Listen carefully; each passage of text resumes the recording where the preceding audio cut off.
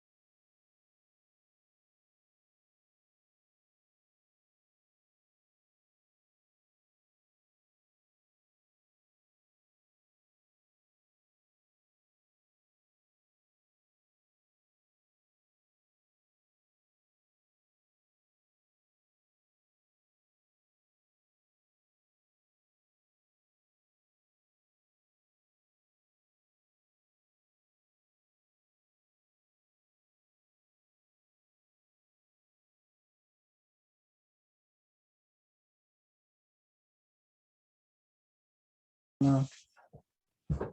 Yeah.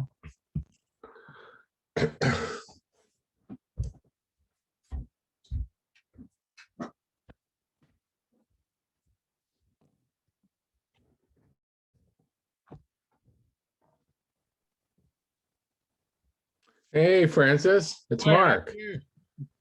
How you doing? You're the first one. Well, it must be working. Yeah, it is. When I tried this months ago, it didn't work. But Yeah. Well, I was in on that call. It was fine. That worked out okay. I think there Yeah, was a little delay, but yeah. yeah. How you Yeah. doing? Fine. How you doing? Just fine. Everything's been going okay. I mean, we're hoping. I'm actually watching sporting events. I watched my Sixers lose to the Hawks. Yeah.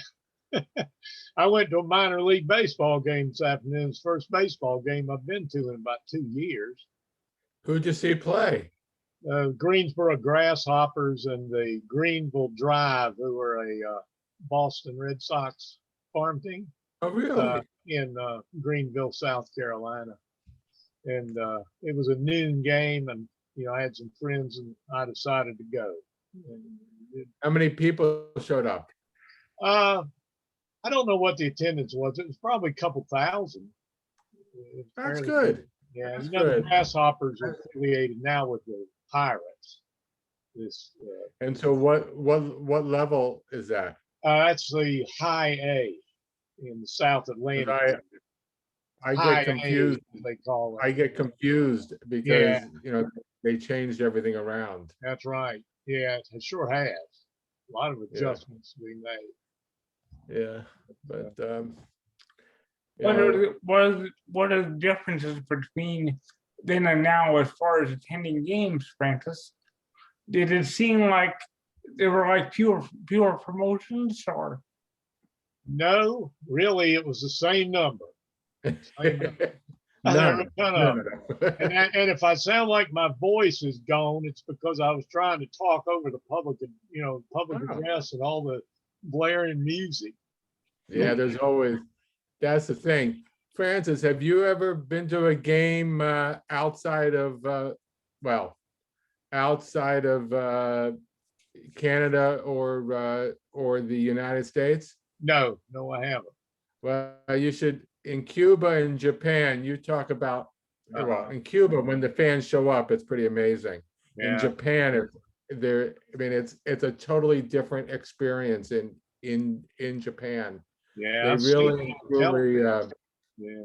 it's a college football it's a college football experience. Watching the KBO in Korea really Yeah. made me appreciate that. Different. Well, we were planning to go last year to Korea, and Len, you're on mute. There we go. We're all in now, Len. Hello, Francis. Hey, Lynn, how are you? There's Dixie. Yeah. So we're just having a little discussion before the meeting. Right. So did you see? I don't think anybody was using any sticky substances in Philly today. Boy, Joe Girardi got stuck in a sticky situation, didn't he? Well, actually, even though I'm a Phillies fan, that seemed like kind of BS to me what Girardi was doing. Does Girardi face any consequences, suspension, or? I know he was I don't kicked think out of so. the game. I don't think he faces anything because he got thrown out of the game, but Yeah.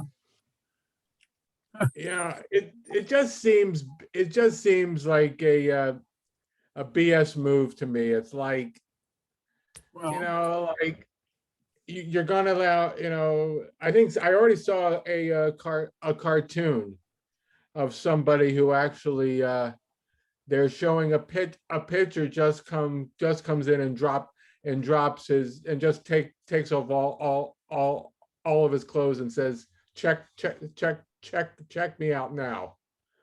I already saw it. So I mean, it's that. I mean, yeah, you guys probably think I'm not a Luddite here at all. I'm more of a, I don't even want to hear about cheating anymore. I don't even want to hear about it. To me, just the talk of it makes me think that it just almost starts to ruin the game for me. It's a I little do bit. believe, I believe my baseball. philosophy is this too shall pass. Right. Yeah. Right.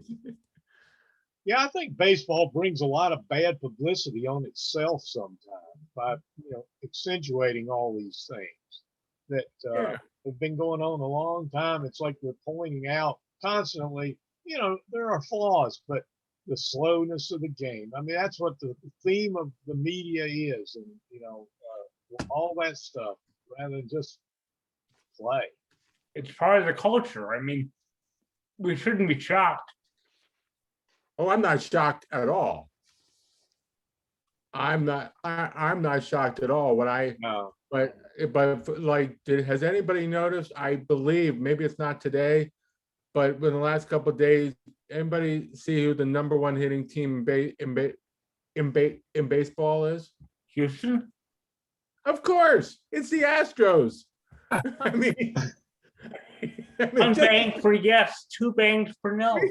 I mean, it's the Astros. They have 4 guys in the top 10. I mean, it's like, What SABR convention is that, Dixie? what? What SABR convention is the church from? San Diego. Oh, okay, great. That was the last thing we all did. I didn't go. That was the first convention I missed in 34 years. So you're the one Wow. who did it. You're the cause of all this. Yeah. I am, because I shouldn't have missed it. I had a family wedding that weekend No in New excuse. York. In New York, I would have had to get up so early just to fly back east. You folks know that the business meeting will be this Saturday, a Zoom session. Yeah, I think, yeah, it's part of the SABR 50 thing, right?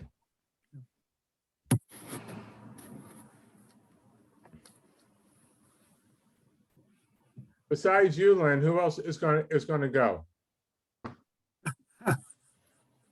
Nobody else is raising their hands. Yeah, me. Oh, all right. Anybody else?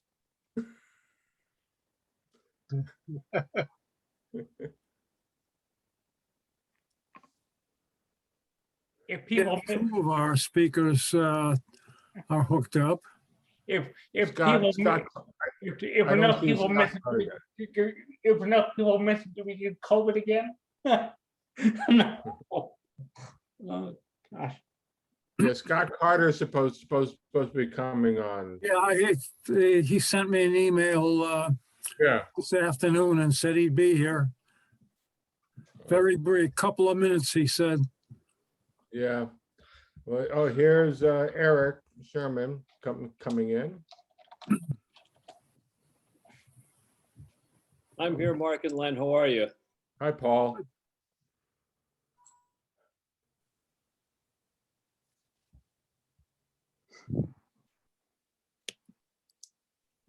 There we go. Cool.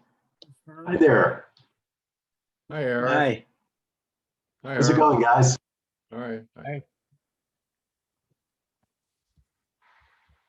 Hi, Eric. Paul Hensler here. Hi, Paul. How are you? I'm doing well. Am I remembering correctly that we've got a reprise of sorts from our gig with David Krell a few weeks ago? I think so. Okay. These familiar names keep drifting by, and I'm saying, wait a minute, I was on the same bill with Eric and David's meeting back, I forget, like a month ago, something like that.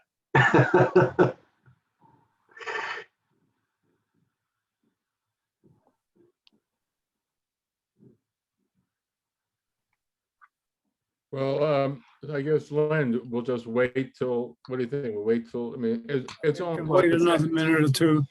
Yeah, sure. Hi, Leonard. How are you? Oh, here he is.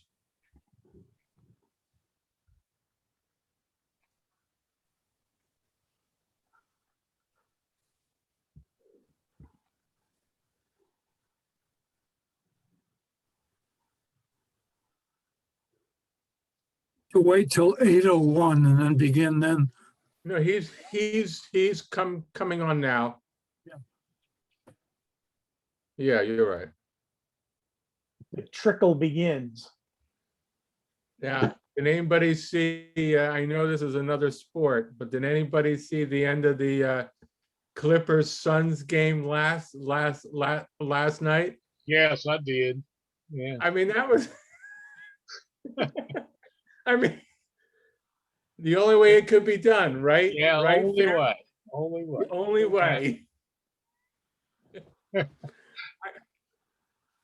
Hi, Scott. It's Mark Cantor here, and Len's on. Yeah.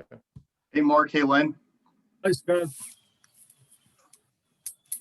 Yeah, I can speak for everybody in Phoenix that that Suns finish was pretty nuts. What was it? So they put 0.7 of a second back on because what they figured, it just tipped his hand and no time went off or something? Yeah, well, I'm more impressed with they've already got T-shirts. They've dubbed it the Valley Oop for the Valley of the Sun. So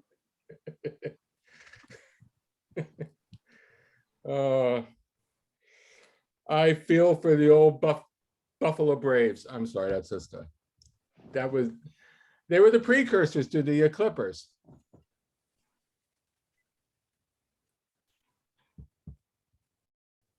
Scott, should we wait a few more minutes? We have 15 participants 15. on. Oh, we'll up to you probably- guys. Tell us all the good stuff before everybody else comes in. All right, Scott, let's go. All right. Well, everybody, thank you for having me. If I haven't met you already, my name is Scott Carter. I'm the Executive Vice President for SABR here in the national office in Phoenix, and appreciate you guys having me for a quick couple of seconds. I just wanted to talk about our Summer of SABR Golden Celebration Series, which starts this Friday. So in lieu of an in-person convention, we wanted to have some virtual programming that would bring everybody together this summer.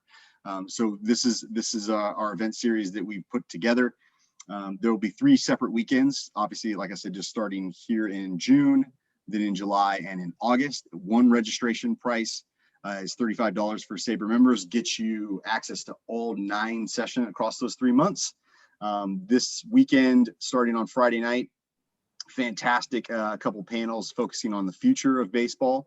We've got a panel on the future of women in baseball that includes Bianca Smith, the first Black female coach in professional baseball, Janet Marie Smith. If there's any Orioles fans in the building or Dodger fans, who's been instrumental in revitalizing and building some of the best ballparks in America. A panel on rules changes. So there's going to be a lot of great stuff this weekend. And then in July is basically going to be the Jerry Molloy Negro League Conference in virtual form.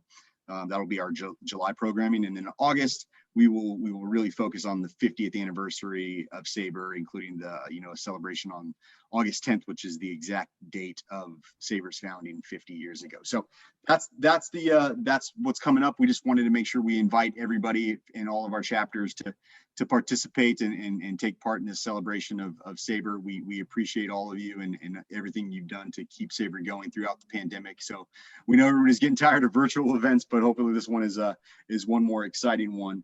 The last thing I'll say before I go is we are running a competition between chapters to see who can sign up the most folks. And right now, your guys' chapter is in 3rd. So it's close.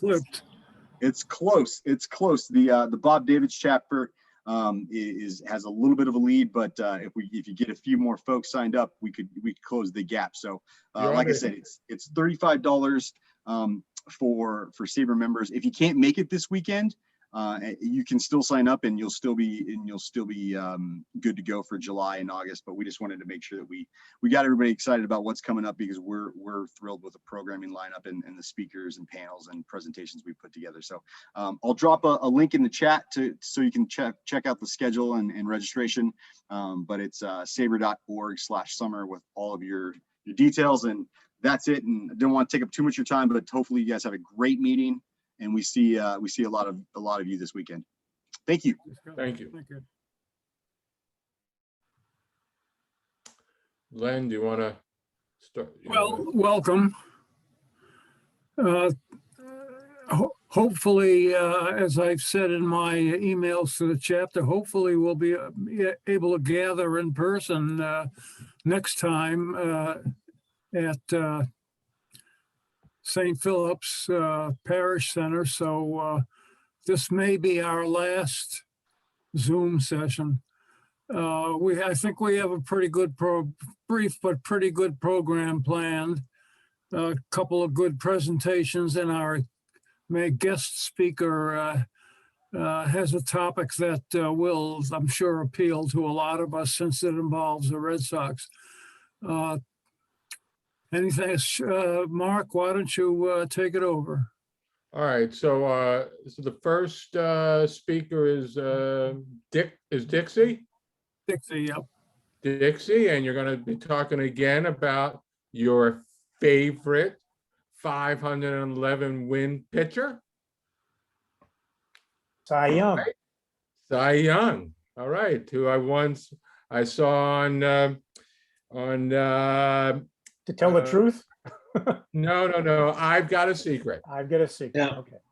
I've got a secret. Bill Cullen knew who he was. All right. Well, I'm Take it glad, away, I'm glad Dixie. somebody does. Yeah. Well, hello, everyone. Glad you could be here tonight. I hope everyone got outside today. If you're around the Boston area, it was so beautiful. You should have gone outside for a little while anyway.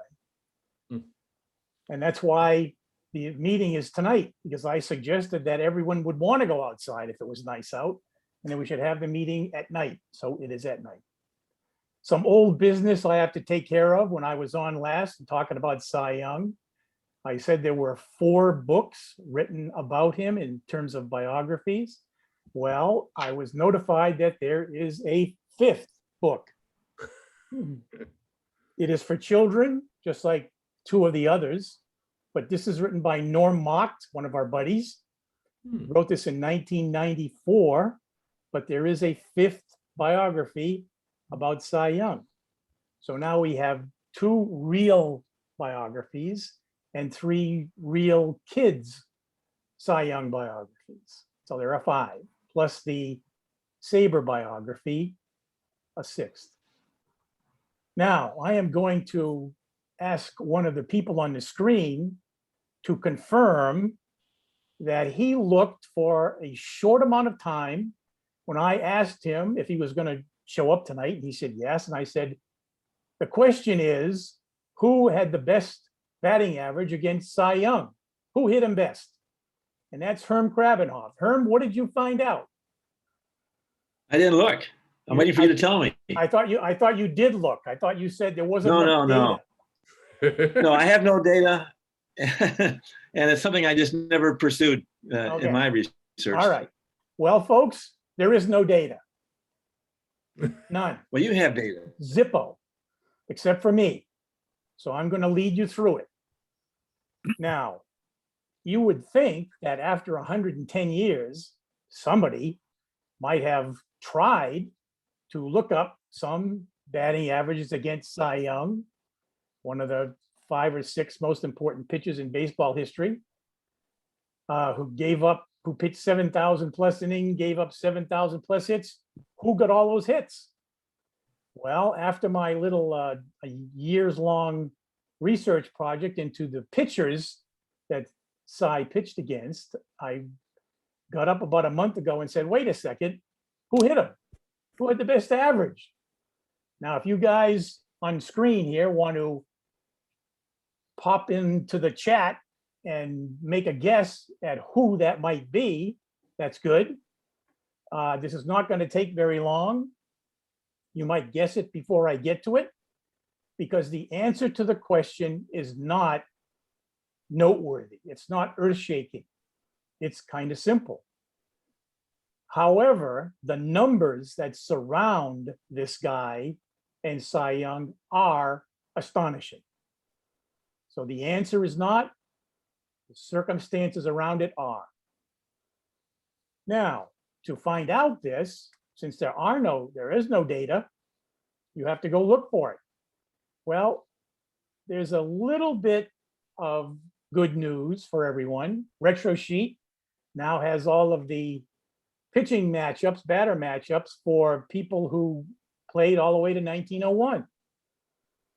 So you can look at Cy Young, you can look at the batter matchups, you can see a couple of 100 guys there, what they hit. Now, my best hitter criteria is not some clown who had a good weekend against Cy or a good game. Now, you got to go for at least 100 at-bats, at least. So you've got guys in the 1890s when hitting was pretty good, guys in the 1900s when the hitting wasn't so good, and guys who crossed over from one to the other. So you have those 3 departments. Now, Retro Sheet is giving you a little bit of a hint here and there. Pitching matchups against Cy Young, pitching batter matchups from 1901 through 1911. And there's a lot of good people there. Some have really good averages, but it's for 20 or 30 at-bats, sometimes only 10. But there are probably 24 guys who batted against him in the 20th century more than 125, 130 times. So you could look those up and you could at least get an idea of who might be the answer to this question. As for the 19th century, good luck, because that means going back and getting, first of all, I got the ICI sheets from the Hall of Fame Library, Cy Young's sheets, so I could see when he pitched against everybody. And then I picked the top 20, 25 guys I could think of that usually had good averages. The ICI sheets, Those are sheets that give you the game by game synopsis of records for each guy during the 1890s. It's starting in 1891. 1890 they don't have. So it gives you innings pitched and hits and runs and everything like that, wins and losses, saves, all that jazz. But at least with that, it gives you the team they played against. So if you're looking for a guy who played on St. Louis, you can go down the line each year and say, okay, Cy Young pitched against St. Louis on this date, this date, this date, this date, and look it up. I have newspapers.com. You have to have that too. Got to have all this information. So that's the way you start. Usually Cy pitches against each team 4, 5, 6 times a year. Sometimes only 3, sometimes 7. You never know. But anyway, I took the 20, 25 guys that I thought were possible, which means they had a long career. They played throughout the 1890s. They hit over 300 usually, just used that as a guide. And it was a pretty good guide, pretty good.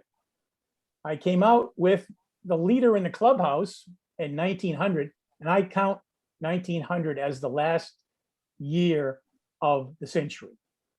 I'm going with the Seinfeld formula. The man who hit the best against Cy Young in the 1890s was Sliding Billy Hamilton. All right. Way to go, Billy. 388. He had the most hits. He batted 165 times. Now, I didn't go for plate appearances because they're really hard to figure out and probably not very accurate if you go to newspapers and try and find them. Just at bats, pure at bats. He started off 11 of the first 12 games against Cy, got a hit or more. Hit 9 straight after that in a little section, but 388 was good. Now, the man who came up second, very close, was somebody who you probably have never heard of, or at least most of you haven't. Elmer Ellsworth Mike Smith from the Pittsburgh team. He was an outfielder, an extremely good player who almost everyone has never heard of. Played a long time throughout the 1890s. He hit 386, .002 behind Sliding Billy. After that, they dropped down. Honus Wagner was third, but you got to remember, Honus only played from 97 to 1900. So his 62 at-bats really doesn't measure up to everybody else's 130, 140, 150. But he did hit 371 and is one of only 2 that I could find players who had 5 hits against Cy in a single game. Only 2 did that I could see. Some guys had 4, but only 2 had 5. Now, the difference in those 2 5-hit games, you would think could be what? Couldn't be very much, but it is. Hans Wagner had a 10-inning game and got his 5th hit in the 10th inning and scored the winning run to beat Cy. The other person was, I'm going to forget his name now, of course. Guy from Baltimore, an outfielder, Kelly. Kelly also had 5 hits against Cy in a game. But the game was only 6 innings long, and he had 4 doubles in the 5 hits. The reason why the game was cut at 6 innings because the first game also went long. It was a doubleheader. So those 2 guys, one guy went 10 innings, one guy went 6 innings, both had 5 hits. As a matter of fact, in that doubleheader, Joe Kelly was 9 for 9. But against Cy, he had 5 hits. Sam Thompson, 356, and Fred Clark, 349. And is the first bunch of guys in the 1890s. Okay, that's good, fine. There's some clues there, but some of those guys never saw Cy Young again. Billy Hamilton didn't. He played in the National League. Never batted against them again. Honus Wagner, only in the World Series. Elmer Smith, I think, was done. Sam Thompson was done before 1900. So there you have it. All those guys are gone. Of the people, and Hugh Duffy was on there too. He was also not playing against Cy in the American League. George Van Haltren was the person who had the most at-bats in the 1890s against Cy. 186, he did hit 333, which he was pretty good, but it wasn't quite as good as Billy Hamilton or Mike Smith. But now you have to concern yourself with the 20th century. Who crossed over? Who played against him? If you go to Retro Sheet, as I said, there are a lot of names there. Guys hitting 400, high 350s, 60, 70s, 80s, 400. And you have to pick and choose again.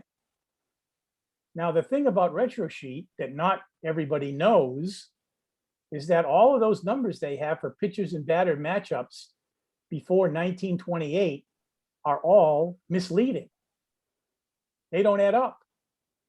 And that's because when a pitcher comes out of a game, he doesn't complete a start or goes in to relieve, those games are not counted. The Retro Sheet system is not sophisticated enough to count those as at-bats for particular guys. Now, proof of that is Bob Kusel, the guy who got the last hit off Cy Young in a game in 1911. The very last hit. He was the last batter Cy faced. Well, if you look at his record on Retro Sheet, it says 0 for 4 because he did bat against Cy Young in a game about a week and a half before the last game. But in the last game, he gets the last hit. So it should say 1 for 7, but Retro Sheet's system can't count that. So it only counts the 0 for 4. So if you're ever doing any work and looking at those stats, you have to go and look at every single game yourself and figure out how many at-bats somebody had against each pitcher if you want to be correct. Now, the person with the most at-bats of all time against Cy Young was Lav Cross, who played in both centuries. He hit only 268. He was a pretty good player. But against Cy, 268, but he does have the most total at-bats. I think that only a very specific count of plate appearances would take that away from him.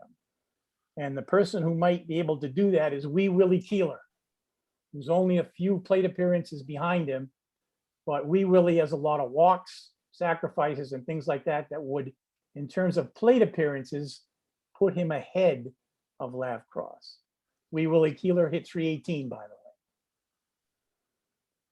So Charlie Hemphill, another person you probably never heard of, had an extremely good 20th century against Cy, hitting 348, 112 at-bats, so he has certainly plenty of those. Fielder Jones, 233 at-bats, but 266. He did start off, however, 11 for 16 in his first 4 games against Cy. I think he had 4 hits, 3 hits, 3 hits, and 1 hit in the first 4 games he faced. My favorite person who batted against Cy Young and had his number to start with is Bid McPhee. In 1890, Bid McPhee was a rookie. No, I'm sorry, he wasn't a rookie. Cy was the rookie. And McPhee faced him in 2 games. In the first game, Bid had a double and a triple. A week later, he had a single and a home run. So in 2 games, Bid hit for the cycle against Cy Young. Didn't face him again until the following season, 1891. In the very first game he saw him, Bid had a single, a double, a triple, and one of the outs he made just happened to be a fly ball to deep center field, which George Davis happened to be playing center field, grabbed running away from the infield with one hand. That drops, it's a home run, and it is a real cycle for Bid McPhee. That's 3 games. The 4th game, Cy comes in the late innings as a relief pitcher. Gets Bid out, but the second time up, Bid triples and scores the run that brings his team, Cincinnati, within 1 run of Cy, the relief pitcher. So in 4 games, bid has single, double, triple homer, single, double, triple, almost homer, and a triple. After that, I don't know what Cy did to figure it out, but he held McPhee to less than 250 for the rest of his life. But those first 4 games, unbelievable. Now, I might as well tell you who our winner is.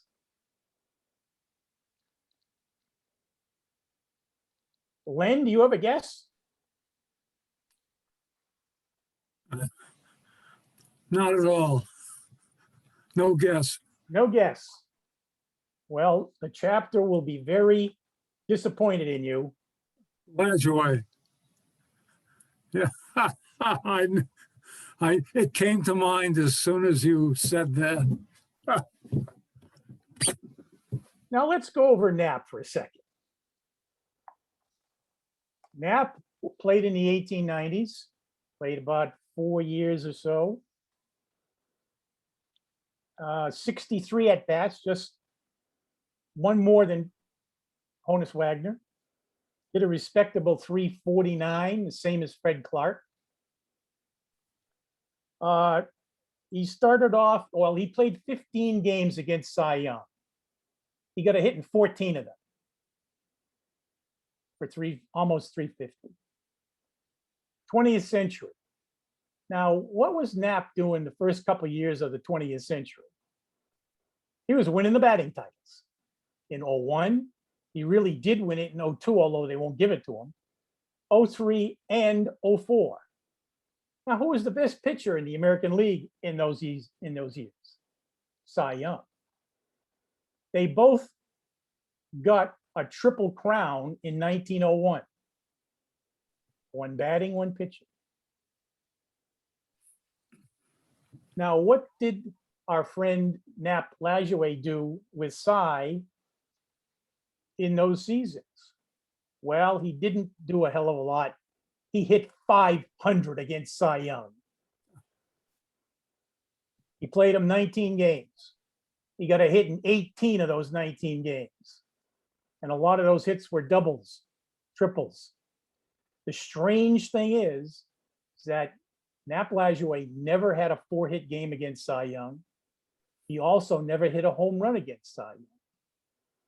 But he did, with his 500 average for those first 4 years and a pretty high 300 average for the few years after that, before he actually got Cy Young to sign a contract and play with Cleveland, hit 388, the same batting average as Billy Hamilton, but for a lot more at-bats and a lot more doubles and triples than Billy Hamilton had. The other thing was, is that I went through all the games, I noticed that Nap Lajoie was responsible for destroying about 6, 7, or 8 Cy Young shutouts that he wound up not having because Lajoie either batted in the only run or scored the only run. And that happened often. I don't know why it came out that way, but Nap Lajoie kept doing it to him once or twice a year. So Nap Lajoie is the winner, 388, 78 hits for 201 official at-bats.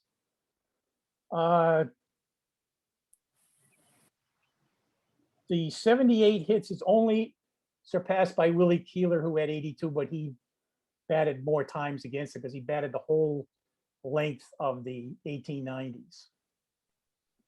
Now, my question is, why didn't we know this before? I have this book by Flights about Napoleon Lajoie.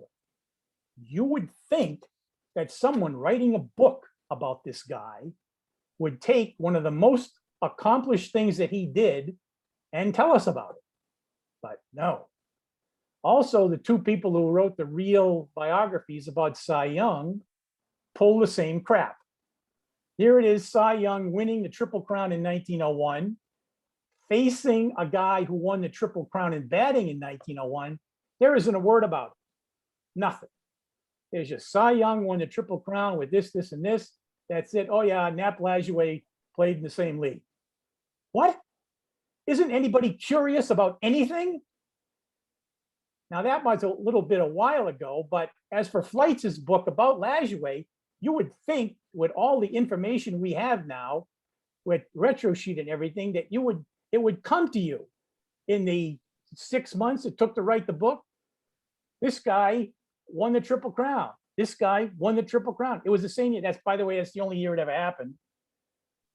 We used to think that it happened in 1894, but Trent McCarter took away the Triple Crown from Hugh Duffy when he found some more runs batted in for Sam Thompson. But you would think that someone would say, oh yeah, these two guys played in the same league. They both won Triple Crowns. I wonder how they did against each other. No, you don't get that at all. It was 5 games. That's all I had to look was 5 games. And I looked up the rest of the 02, 03, 04 because I was curious. How did Nap Lajoie do the other years? And he did fine, 500. That's pretty good, considering that the batting averages in that first part of the 20th century, the American League, were about 240 or less. And he's hitting 500 against the best pitcher in the league. So now all of you on screen here tonight can go into any bar in America and win any kind of a bet you want to make of who was the best hitter against Cy Young. Are there any questions? Dixie, tell us about the ICI sheets. Are those easily accessible? Well, they're accessible if you kindly ask very nicely Cassidy Lent to print them out and send them to you. Because that's what I did 2 years ago. You have to go to Cooperstown. No, you don't. Oh, She can send them to you. She can scan them and send them to you. But you have to give her the date, what year you want, the player you want. I would not go asking for a whole league. No, that's not going to work. I asked for Cy Young, the 11 years he pitched from 1891 to 1900. And that was 2 years ago. And I said, you know, whenever you can do it, a couple of weeks, that's fine. I don't care. And I got them and I have them and I use them all the time. Now, there are mistakes in them. Don't be thinking that those things are gospel. They are gossip, not gospel. I have found mistakes. I have found home runs that shouldn't be where they're listed. Less than a week ago, I found a Cy Young game because I now put him under the microscope for everything. There was a game that he pitched and he led 6-0. 7th inning. He allowed 6 runs for the score to be tied. He pitched 1 more inning and allowed the 7th run. So it was 7-6. He was behind. He was batted for after that inning, and the 9th inning was pitched by someone else. In the record book, it said that the guy who came in to relieve him pitched 2 innings. He did not. I read all the papers about that game.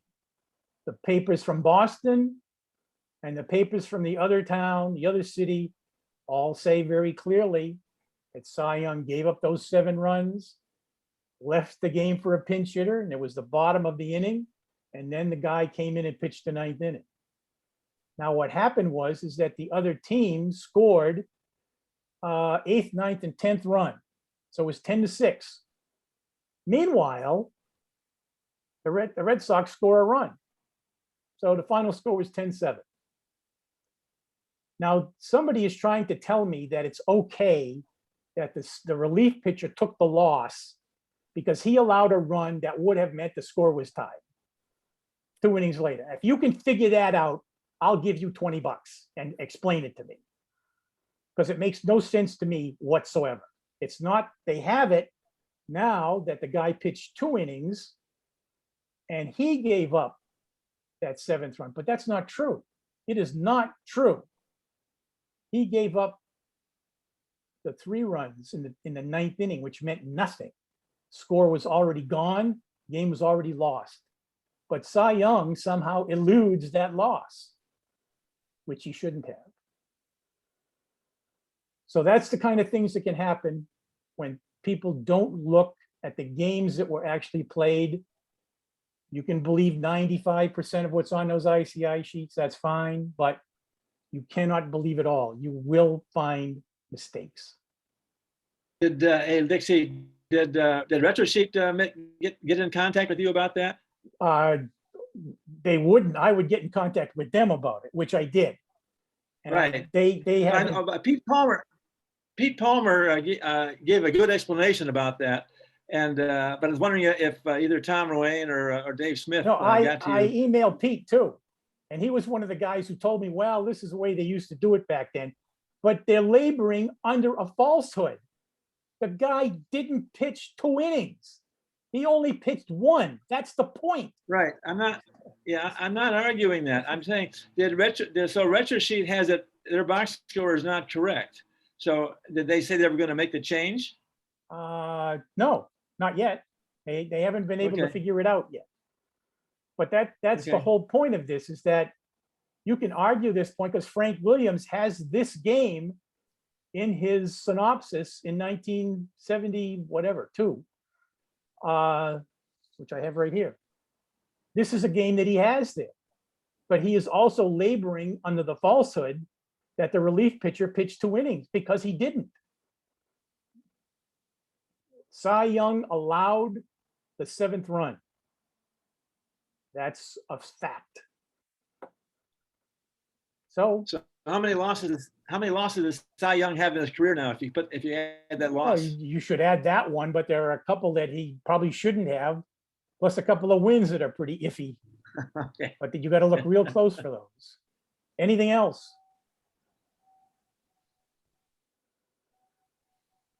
That's all I got. Good research, Dixie. All right, Yours, Mark. all right, I'm right here. Thank you, Dixie. Now the next speaker is Paul Hensler, and Paul will be discussing. Maybe you want to say you'll be discussing the advent of free agency. Actually, Mark, it's my new book that covers the era roughly from 1977 to 1989. All right. So you're pretty close on that.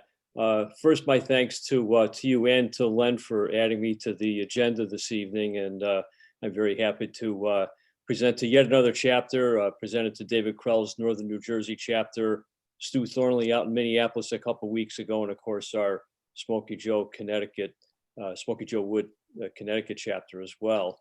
I'm going to bring up my PowerPoint presentation and then switch off to the share screen. So hopefully I have that capability. And just let me get going here. And There it is. slideshow. Yep. And play from the start. Okay, there we go. The title of my new book, actually it's been out for almost 2 months now. Gathering Crowds, Catching Baseball Fever in the New Era of Free Agency. And what I did was I looked at a variety of topics that compartmentalized very neatly into 9 chapters. Actually, it was 10, but I was well over on my word count, so I had to do some trimming before the final publication. And I was very happy to at least be able to salvage most of the manuscript in its original form. And some of these subtopics will be very familiar to everybody because we've all lived through this particular era of baseball in the late 70s to the 1980s.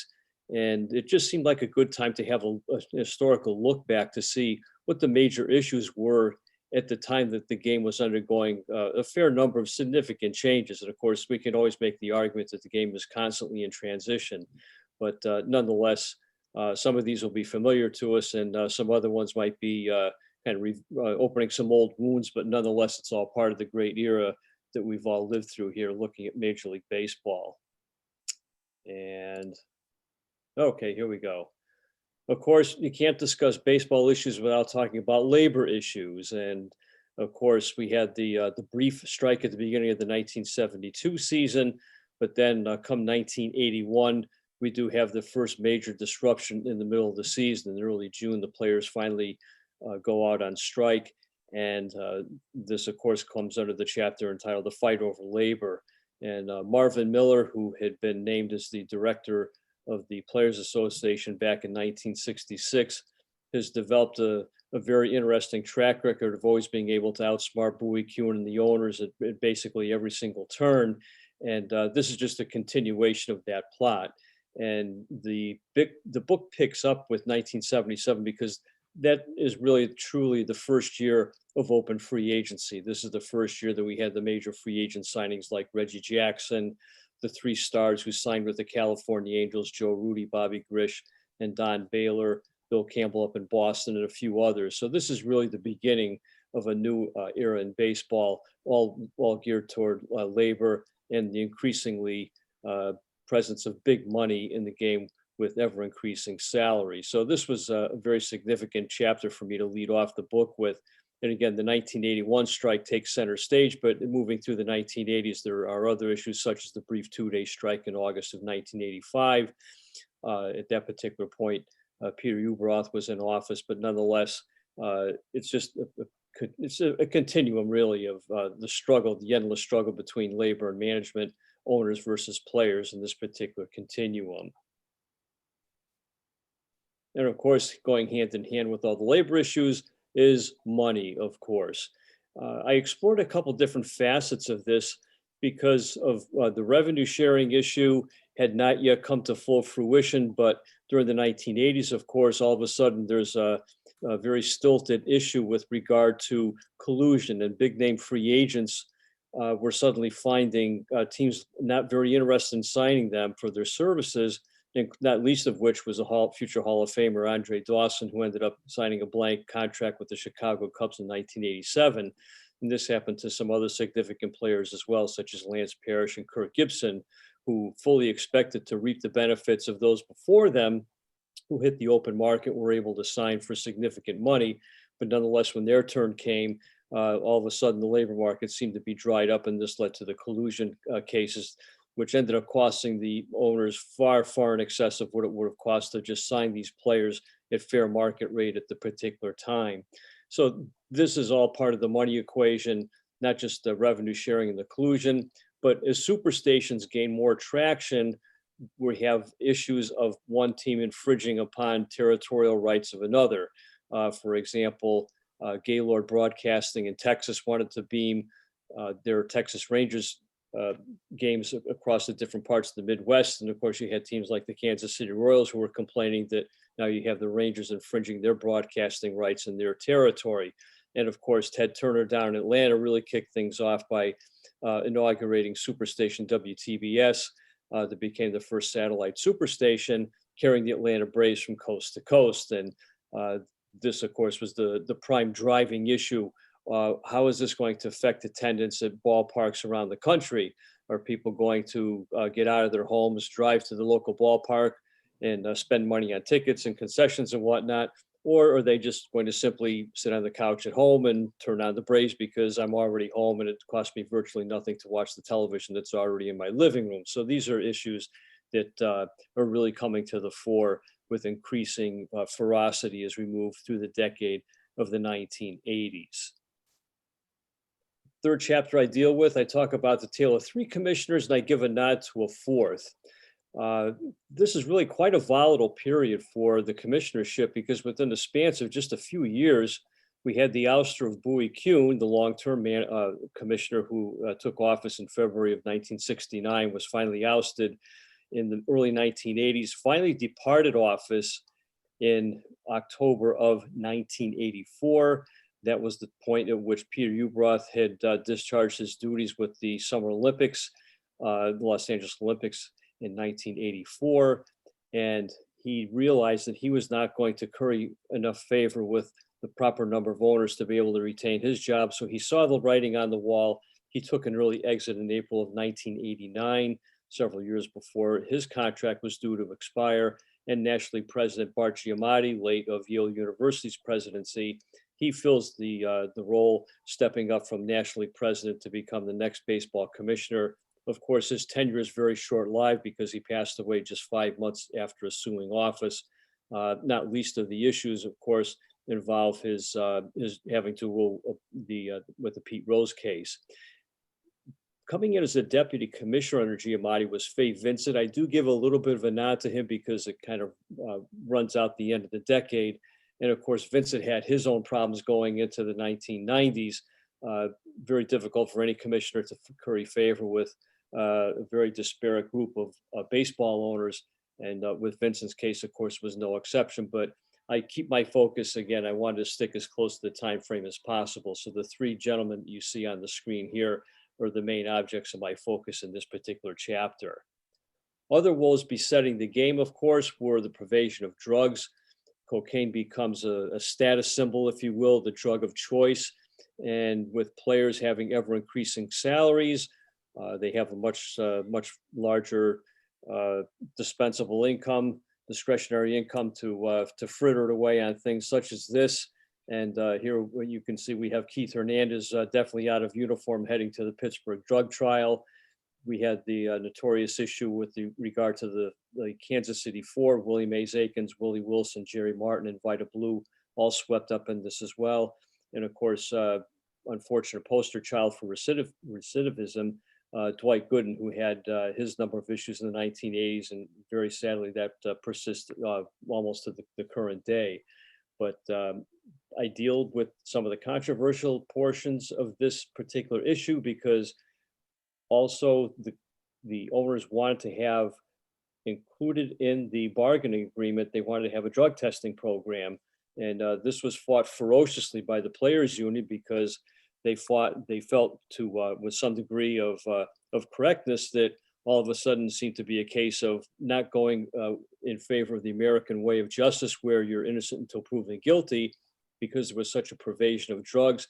It was suddenly becoming an issue of being turned around that you had almost had to prove that your innocence rather than being proved guilty of drug use. But as I also point out in this particular chapter, things got so bad that baseball was not doing this in a vacuum. The NBA had very serious drug problems. The NFL had drug problems. It got so bad that the Sporting News, this was sort of a refresher as I was doing the research, they actually had one page in the NFL called it was Howard Balzer was the associate editor of it, basically a police blotter report of all the incidents that were going on in major professional sports with regard to what was happening with the drug issue. Of course, this is just simply a reflection of society, what was happening in baseball, because drugs are still with us today, very, very unfortunately. But because of the scandalous nature of this, I had to include a full chapter on this particular issue. Getting on to something that's a little bit more pleasant, I titled this, Take Me Out to the Newer Ballpark, because at this particular time, we're starting to move away from some of the cookie cutter stadiums, even though the top left picture that you see there is actually the Metrodome in Minneapolis, which was a multi-purpose stadium, but it was an indoor facility, not exactly a step in the right direction from the previous ballparks that have been built in Pittsburgh and Cincinnati. Shea Stadium, of course, multi-purpose. So we're not completely moving away from it, but nonetheless, it's indoor. It's a little bit more friendly, if you will, than the Houston Astrodome, but it serves as sort of a springboard because now we have finally in 1989 up at Sky Dome, we have a stadium with a retractable roof. So we can play baseball in the sunshine, but we can enclose the stadium when the weather circumstances so dictate. But even though Camden Yards, the right-hand most picture you see there, I do include this even though it opened in the early 1990s for the specific reason that the seed of what was to become Camden Yards, this whole particular project had its genesis in the late portion of the 1980s. So I thought it was fair game. And again, because it's so important to how future ballparks were developed after Camden Yards opened, I felt it was very important to include this in this particular chapter. But again, cleverly titled, Take Me Out to the Newer Ballpark. And again, Camden Yards served as such a wonderful springboard for the retro ballparks that we have not only at the major league level, but also at the minor league level. I can recall going through the sporting news almost cover to cover during this this whole era, and I enjoyed reading the Sunday dispatches from Peter Gammons and the Sunday Boston Globe. And it seemed as though you could not make it through an entire month without having some sort of rumors about one franchise being shifted to another, or whether baseball was going to undertake another phase of expansion. Denver seemed to be prime among the candidates. Marvin Davis, a very wealthy oil man, always seemed to have his name coming up, that he wanted to either have an expansion team or buy an existing franchise and move it there. Buffalo was getting a lot of notoriety with regard to having an expansion franchise. The AAA team in Louisville was drawing very, very well. They were also a candidate to have a brand new major league team as well. And the city of Tampa went ahead and built their stadium just purely on spec. It was eventually filled, but they built it with the possibility of either the San Francisco Giants, as I remember it, the Giants or the White Sox being predominant as possible tenants. And of course, the Oakland A's, as Charlie Finley's tenure started to wane, he was always looking for greener pastures somewhere else, up until the point that he finally sold to the Haas family, the Levi Strauss Group, in 1980. And the Cleveland Indians were another woe-begone team that was had no traction whatsoever, very poorly performing team, playing in a bad stadium, the mistake by the lake at Municipal Stadium. They were always having, their name seemed to be bandied about as well, as far as possible rumor of a franchise shift. So I cover quite a bit of ground with this chapter as well. Front office architects who really made a name for themselves. I picked 3 Hall of Famers and 1 non-Hall of Famer. And as you can see, the first photo on the left, John Schuerholz, prime architect who cut his teeth with the Baltimore Orioles before moving on to the Kansas City Royals in the 1970s. He followed Lou Gorman there. They built a wonderful franchise there that enjoyed a remarkable amount of stability with homegrown talent. A very nice ballpark, even though it was AstroTurf for many years, but nonetheless, they were able to cultivate a rich program through their farm system to be able to populate their roster, and also helped by some shrewd trading as well. Second over is Pat Gillick. Of course, he was able to put his stamp on a number of franchises, but in the 1980s, very notably, he works to help cultivate a lot of talent from the Dominican Republic, especially working with Epi Guerrero. They bring in some fine Dominican talent that really puts the Blue Jays on the map by the mid-1980s, and quite remarkable for a very young franchise. Whitey Herzog, he cut his teeth with a lot of major league franchises, but received quite a bit of notoriety with his work with the Kansas City Royals until he was dismissed in 1979. But he lands very successfully with the St. Louis Cardinals as manager and general manager. That's why I included him as a front office architect. And even though he really didn't spend a lot of time in the front office, he still held sway on a lot of player transactions throughout that decade. So even though Joe McDonald had taken the reins from him in 1981, there's no question that Herzog wanted to mold the team in the way that he wanted it to be, and turn it into such a successful franchise through the 1980s. And like it or not, unfortunately, Al Campanis besmirched himself terribly with the Nightline interview. But nonetheless, I include him here because after he became the general manager of the Dodgers in 1969, they too cultivate a lot of talent in Latin America.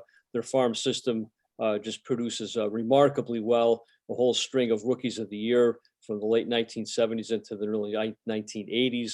We have the ironclad infield of, say, Russell, Garvey, and Lopes that lorded over the National League for many years. This is all under his direction. So I did include him here as a non-Hall of Famer, but nonetheless, he really put his stamp on the Dodgers organization for making them such a competitive team in the 70s and through the 1980s. Marketing of the game takes a little bit of a different tack in the 1980s as well.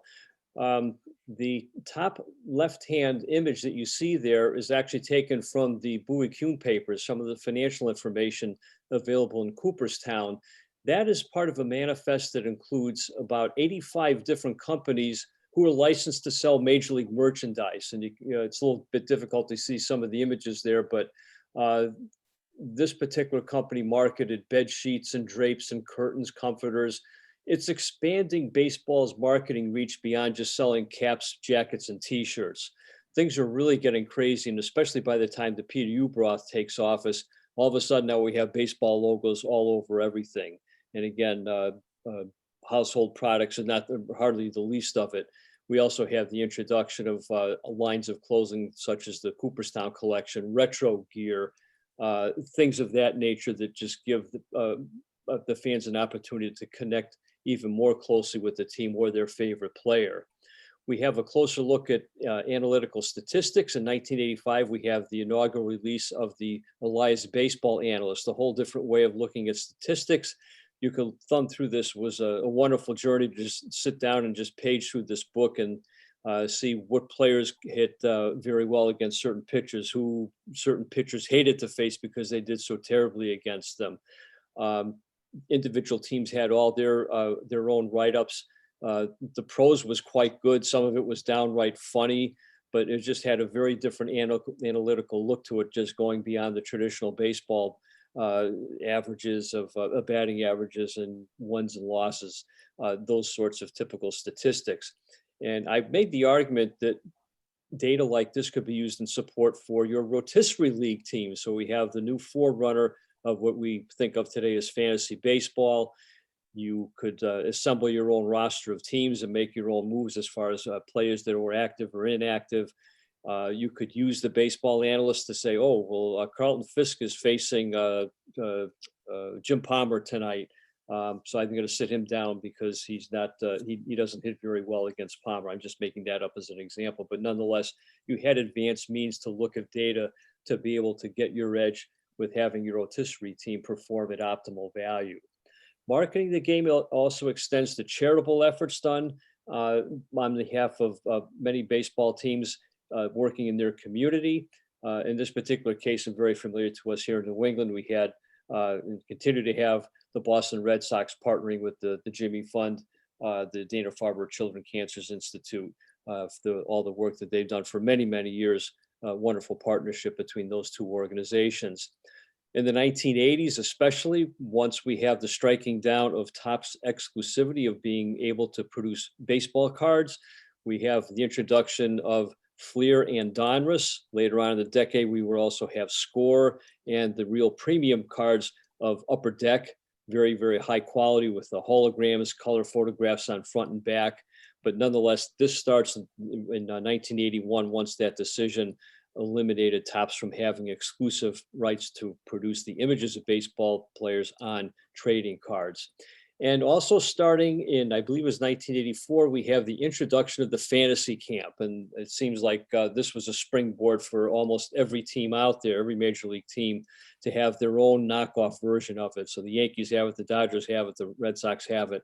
But it all started with Randy Hundley's gathering, sort of reunion, if you will, of the 1969 Cubs to play a team of hacks who probably always wanted to step out of the major league field. What would it be like to play against your heroes that you followed growing up? So we had the very first fantasy camp sponsored by Randy Hundley, and that continues on to this day. Again, all nuances, different niche markets that were filled, all bringing the game to people in many different ways, including more non-traditional ways, especially with fantasy camps. I have a very extended chapter. This is the final chapter of the book on societal issues.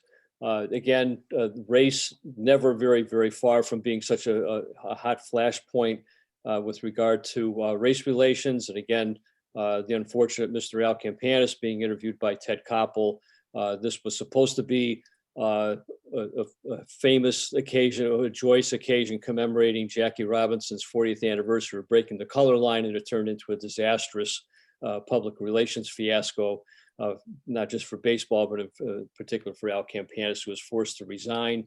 Across the top in the center, we have Melissa Lutke, a credentialed Sports Illustrated reporter who was denied access to the Yankee clubhouse and took the team in Major League Baseball to court over the issue.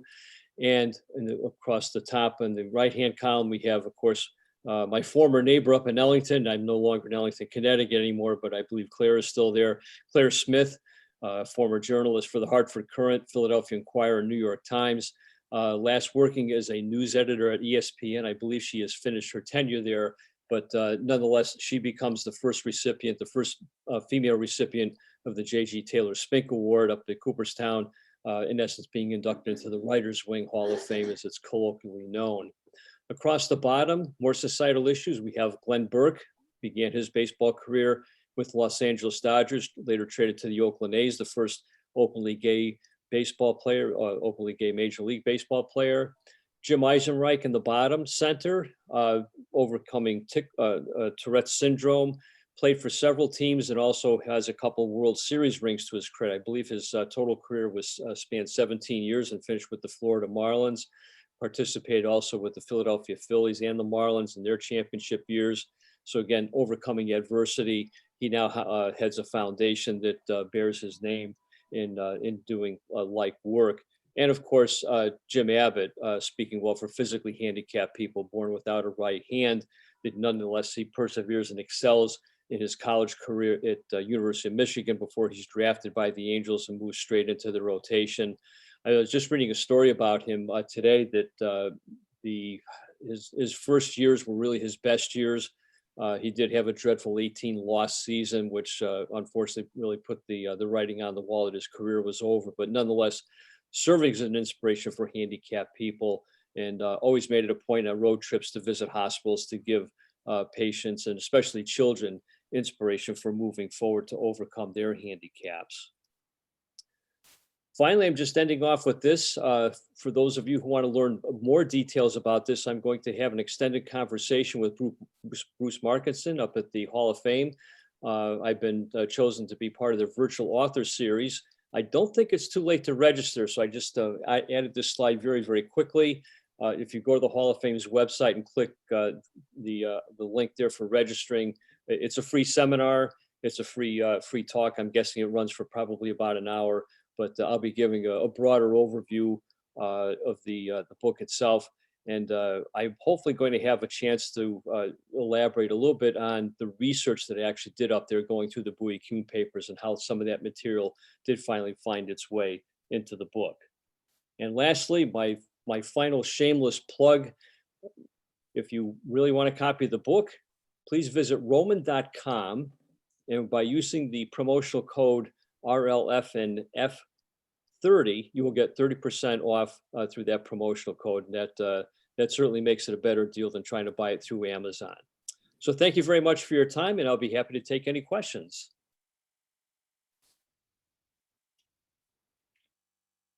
Paul, it's not a question, it's just something about Jim Eisenreich. Eisenreich always said that it was really tough for him early in his career, especially when he was on Kansas City and Minnesota, because those guys and even the fans didn't know how to handle his twitches and all that.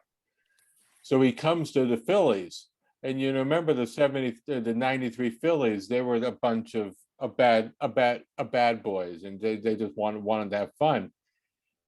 But they also just made fun of him. But they made fun of everybody. And he said, it's funny, 30 years later, I don't know how we would react, I think I do know how we react to it. But he said that was the best time of his career because they didn't look at him any differently than they looked at any other player. He was just being made fun of. That's just the way he was. He said other guys had idiosyncrasies too. They made fun of those guys as well. It's just an interesting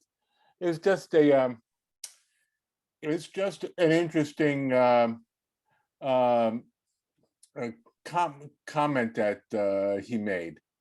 That's all. No, you're absolutely right about that. Doesn't that go back to Don Rickles being the equal opportunity insulter? Right. Right. But to step back though to his early days when the general public really didn't have an understanding of what was involved with his condition, And there was a very sad incident where he was basically, he was hooted off the field at Fenway Park. I mean, in the middle of the inning, ran out into the dugout because Wow. there's no protocol for how he was to be treated, medically treated, Right. in counseling and such. And through his persistence with that, and he had some relapses of being sent down to the minor leagues, and he went off his medication program. So he had some back and forth with that from his Minnesota into his Kansas City years. But again, I point out that the persistence that he showed in trying to overcome this particular condition, that he lasted as long as he did in the major leagues, and certainly all to his credit, no question about it. And Mark, he has 2 World Series rings, 93 and I 17? think he has a nationally pennant ring in 93, and he has a World Series ring in 97 with the Marlins. With the Marlins. Okay, 97. Okay, I was 10 years ahead of myself. Yep. Right.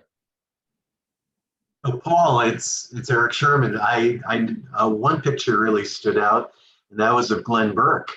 I wrote his autobiography back in 95, and he was dying of AIDS. And he was literally on his deathbed as he told his life story. And I've always been somewhat surprised that Major League Baseball hasn't had another player since then.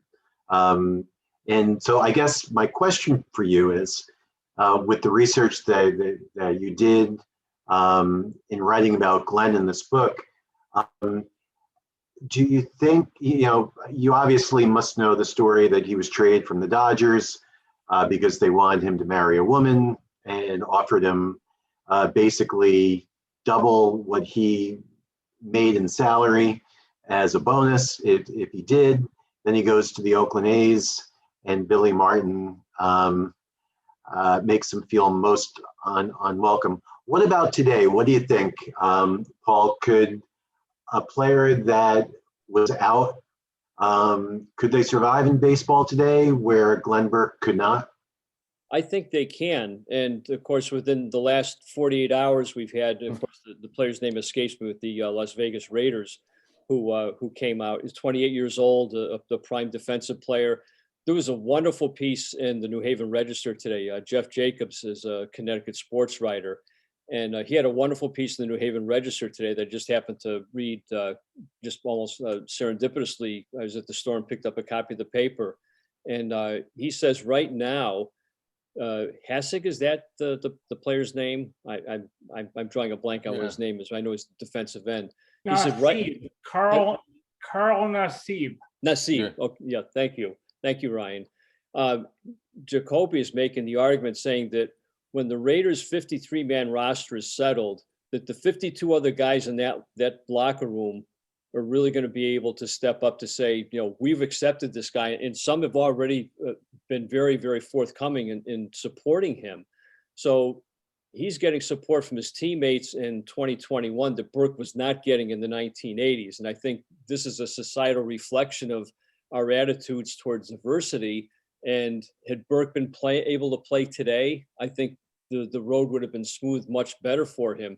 And you're right, Eric, when I was doing the research, I read about, Glenn Burke is being brought off to the side saying, oh, geez, why don't you get married because it looks good, that sort of thing, because they wanted him to conform.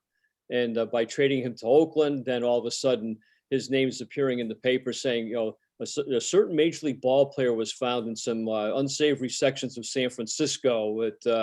And the way it was written, it was pretty obvious who they were talking about. And again, looking back over 35 years ago, and that's going on compared to what we're able to do today in accepting this type of the gay issue, LGBTQ issues, far more open today. And I think Burke would have had a very successful and hopefully a very clean life. Of course, as you well know, falling into drug use and whatnot and dying in an early age, that I don't think that would happen with a 2021 version of Glenn Burke. No, definitely not. Definitely not. And the question that I would get asked would be, well, look at his major league statistics, like they don't jump out at you. But this was a 5-tool player.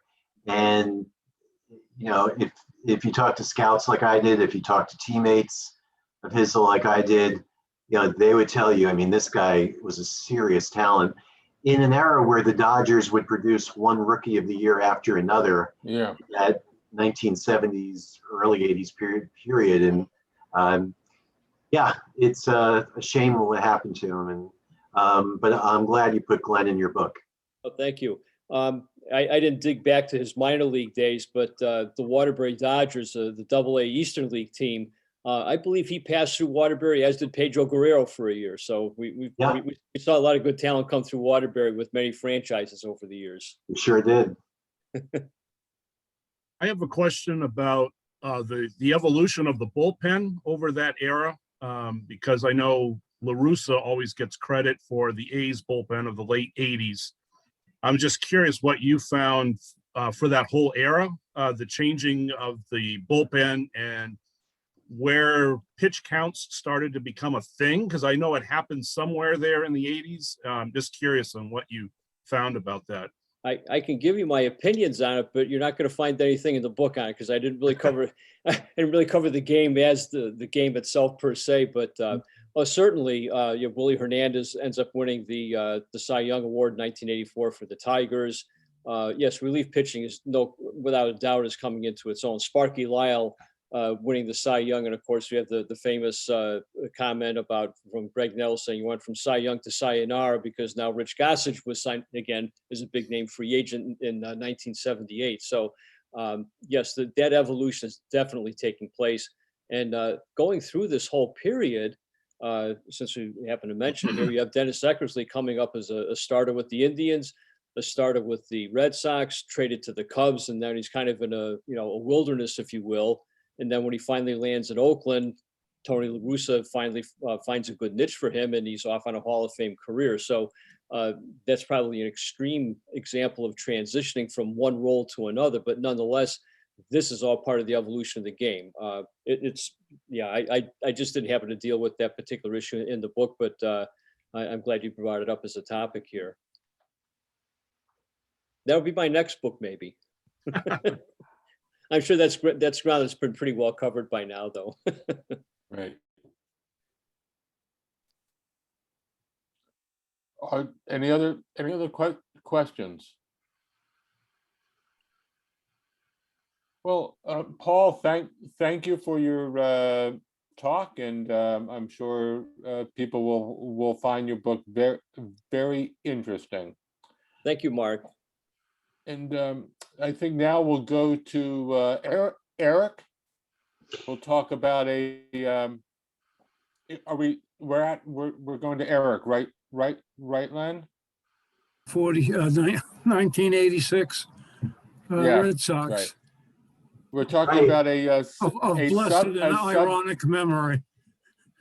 a subject that I am sure everybody on this call conveniently forgets. That's not actually true. I have a good friend of mine who was on the team, and he's always, you'll probably talk with him, and he remembers the season fondly, except for the last couple of games. Oh yeah. So, Erik, Who was that guy? Who was that guy, Mark? Marty Barrett. Oh, Marty was the most gracious person. He said we had a great season. The last 2 games weren't the best in the world. Erik, it's all yours. Okay. Let me just here. Okay. So it's funny that you mentioned Marty Barrett. And I'll tell you why. A lot of people, when I started to write this book, people, I expected them, especially people from up in Boston, to say, why are you doing this? Why are you writing about the 86 Red Sox, they broke our hearts. But it wasn't like that at all, really. They understood, like the true Red Sox fans saw that season really from the night that Roger Clemens struck out 20 Seattle Mariners on that rainy, cold April night onwards. That team really captured the city, and throughout the summer. I mean, it was a summer of Clemens, but then a mid-season trade, they pick up Tom Seaver, to become a mentor to the Bruce Hurst of the club. The second half of the season, it's so sad the way the season ended for him, but Calvin Schiraldi was the fireballing reliever that the Red Sox really needed. And he was the talk of the town in the last 3 months of the season. Marty Barrett, the reason why I'm so glad you brought his name up. So in 1994, Marty Barrett and I decided to write a book about the '86 Red Sox. And as you probably know about Marty, he was everybody's choice on that Red Sox team to one day become a big league manager. I mean, he just had a cerebral nature. Like he was one of the few players in that Red Sox lineup that wasn't a superstar. He hit basically between either Boggs or Evans and Jim Rice and Don Baylor and Bill, Buckner was in that lineup. And I mean, he was just surrounded by these all-time great hitters. And he was kind of like a 275 situational hitter who made sure that Boggs advanced to second or third base after Boggs would get on. So Marty Barrett and I were going to write a book in 1994. We put together what I thought was a terrific book proposal, and my agent at the time shopped it around. And something like 20 or 22, 23 publishing companies shot it down. And it was generally the same reason that, Red Sox Nation, they didn't call it that then, but, Red Sox Nation, they're just not ready to read about '86. It still hurts too much. I always thought that, there was no other team like the '86 Red Sox in baseball history. No other team in baseball history had the highest of highs and lowest of lows. I mean, they went from a Game 5 in Anaheim, where they were literally one strike away from getting eliminated in Game 5 of a best-of-7 series. So not only were they down to their last strike, down 2 runs in 5 of a 7-game series, they'd have to win the next 2 to advance to the World Series. So they were literally on death's door. They arguably the greatest comeback in postseason history. And then a week and a half later, they're in New York at Shea Stadium, one strikeout away from ending the 68-year so-called curse of the Bambino. And the Mets, with bloops and bleeds and a wild pitch and a ball that gets by Buckner, they lose Game 6 and then take a 3-0 lead the next night. And of course, they lose the World Series in heartbreaking fashion.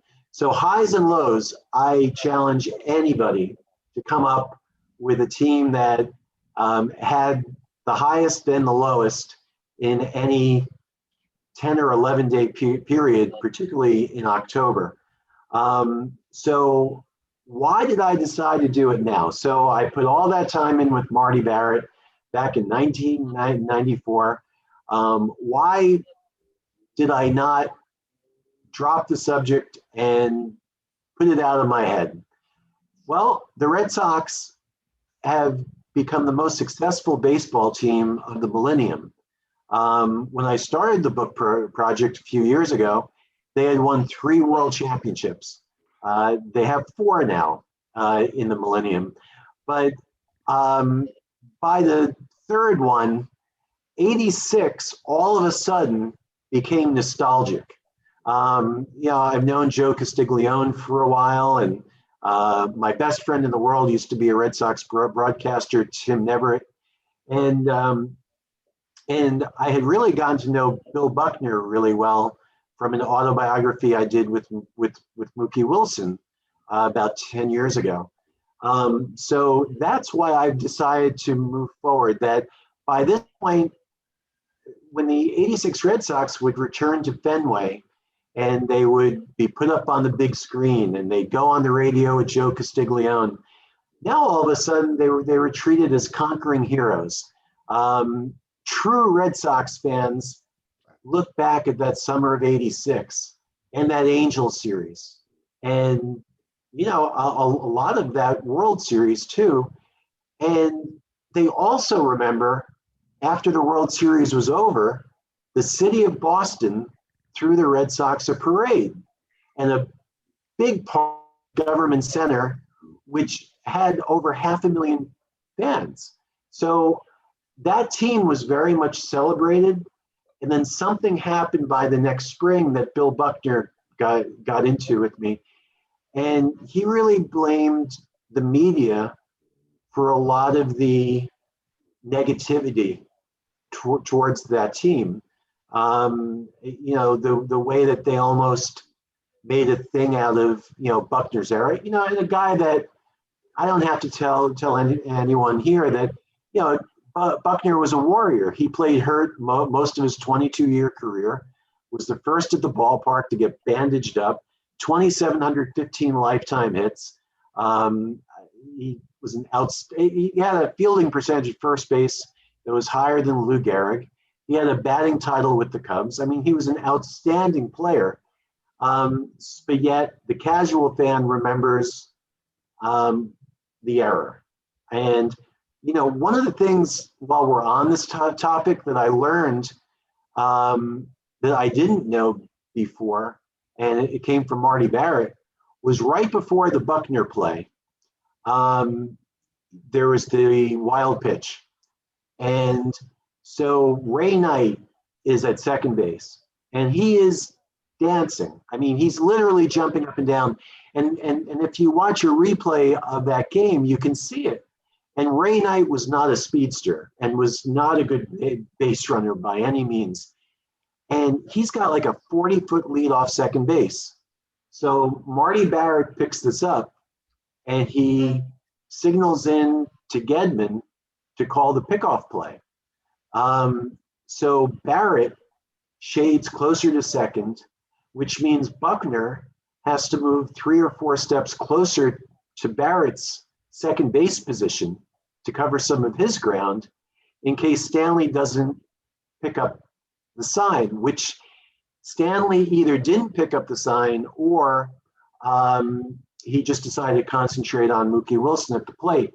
So anyway, what happens is something that never happens with Mookie.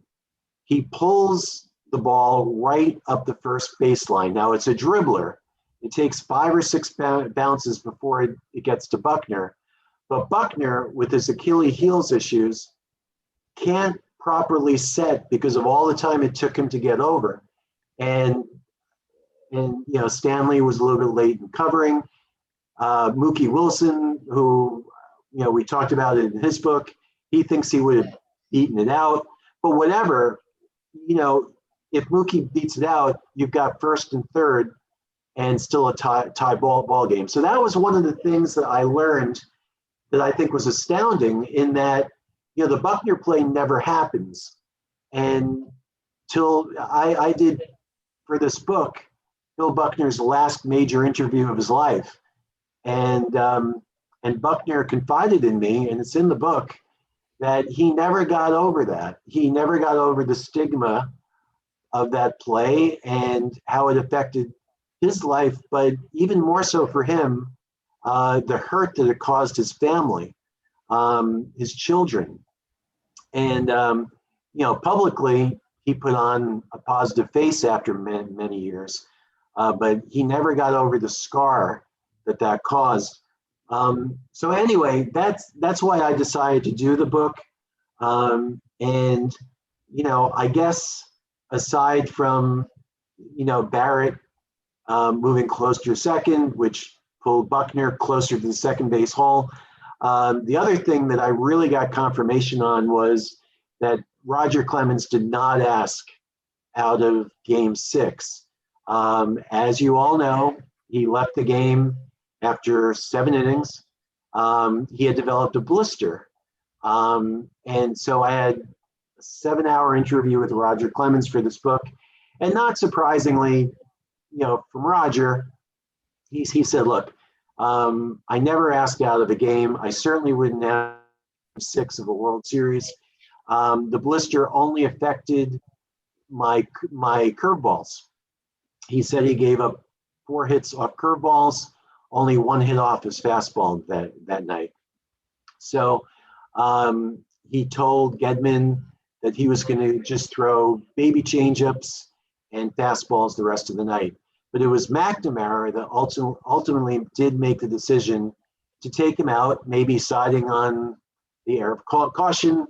Schiraldi, you know, was dynamite. I mean, in the second half of the season, he had a 1.4 something ERA, and I mean, was a formidable pitcher coming out of the bullpen. The Mets, however, would much rather have seen Bob Stanley, or would much rather have seen Schiraldi instead of Stanley. They felt they would have had a much harder time with Stanley for his palm ball. Schiraldi, they knew very well. Schiraldi had been a New York Met. He had been traded to the Red Sox before that season in the Bobby Ojeda trade. So Marty Barrett was standing right next to Clemens when he was having this discussion with McNamara, and he confirmed that it was McNamara's decision. And in fact, Roger Clemens had a batting helmet on, getting ready to hit. So he did not want to get pulled from the game. What surprised me? So, you know, I really should have prefaced my opening statement with this. The book is, I traveled around the country to meet with the 15 key and most riveting guys from that team.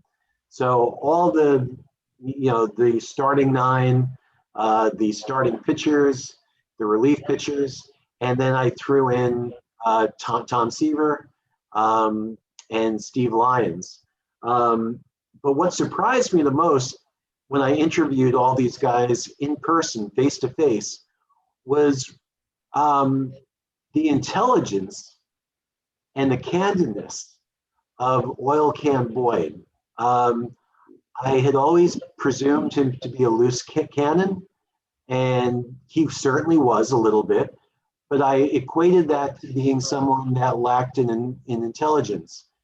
And a big chunk of my time with Oil Can was a discussion on US history.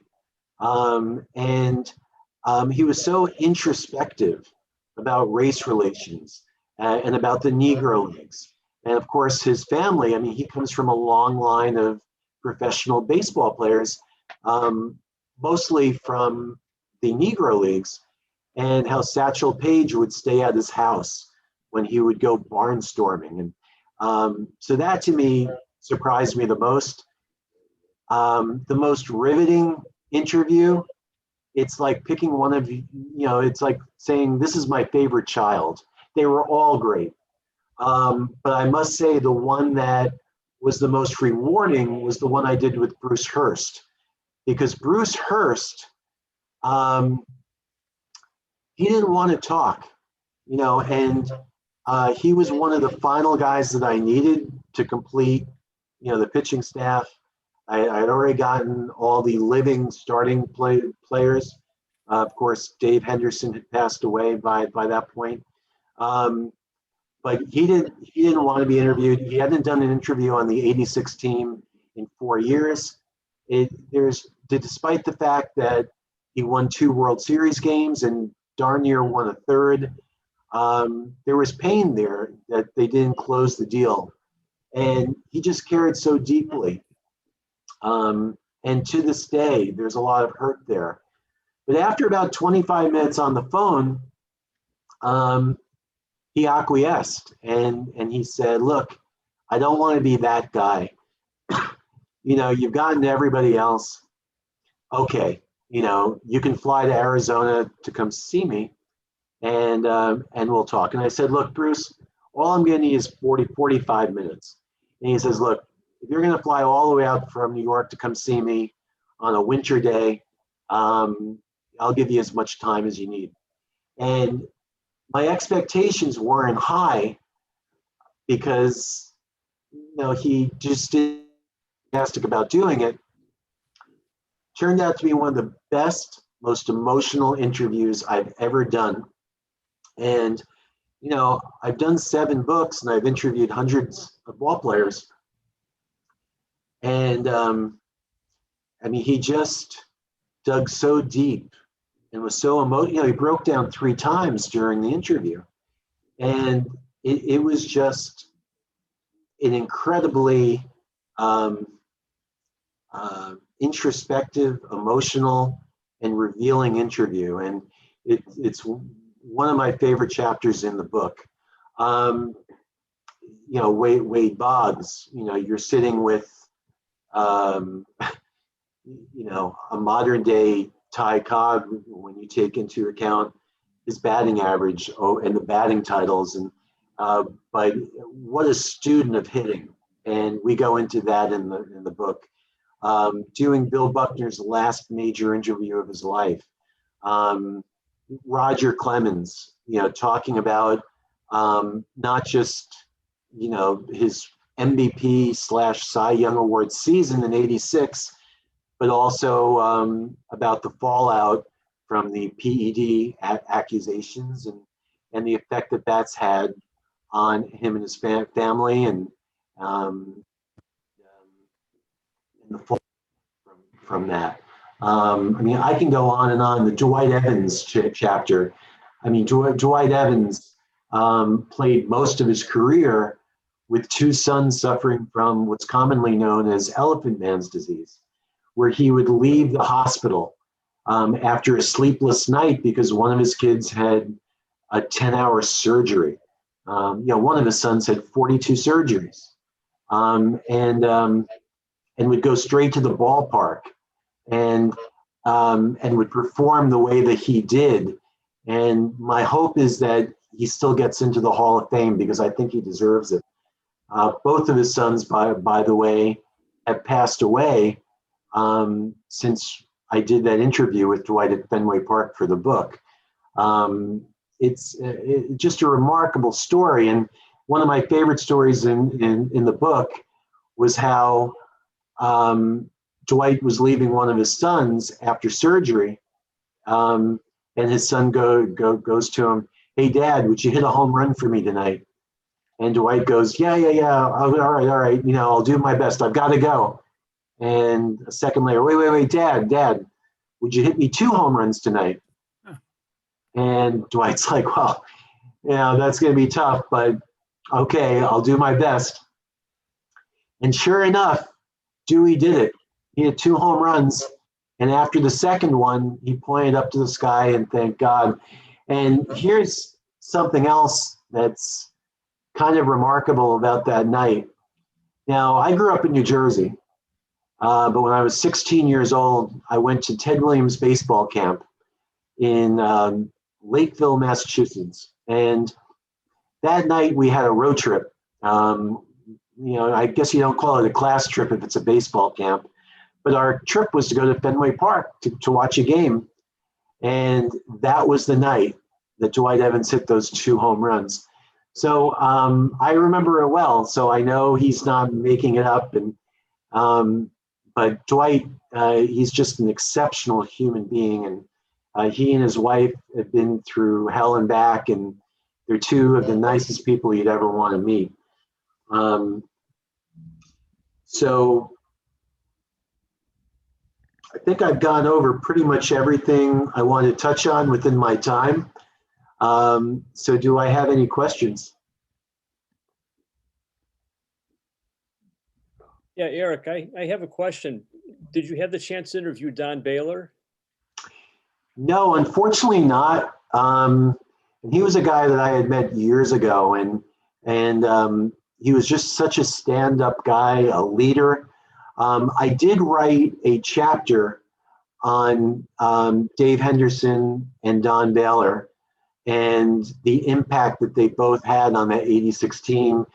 And during my interviews with the other players, I got their feedback about those two and the incredible influence they had on the team. And so I'll just say real quickly that with Baylor, he was the leader that they needed. He assumed that role. You know, he came over, ironically enough, from the Yankees and drove in over 100 runs, which gets lost because his role in the World Series was limited because of the DH only being in the American League Park. And with Henderson, what people talked about was his smile, his 1,000-watt smile, and how he just was unworldly in the postseason after really a pedestrian couple of months during the regular season where I think he hit barely over 200. And then they also talked about Hendu's athleticism, how he could do incredible things, like he could be on the floor of the dugout and from a bent position could jump all the way up on the top of the dugout steps onto the field like a kangaroo, you know, like some crazy goat in the hills that you read about that can leap 100 feet.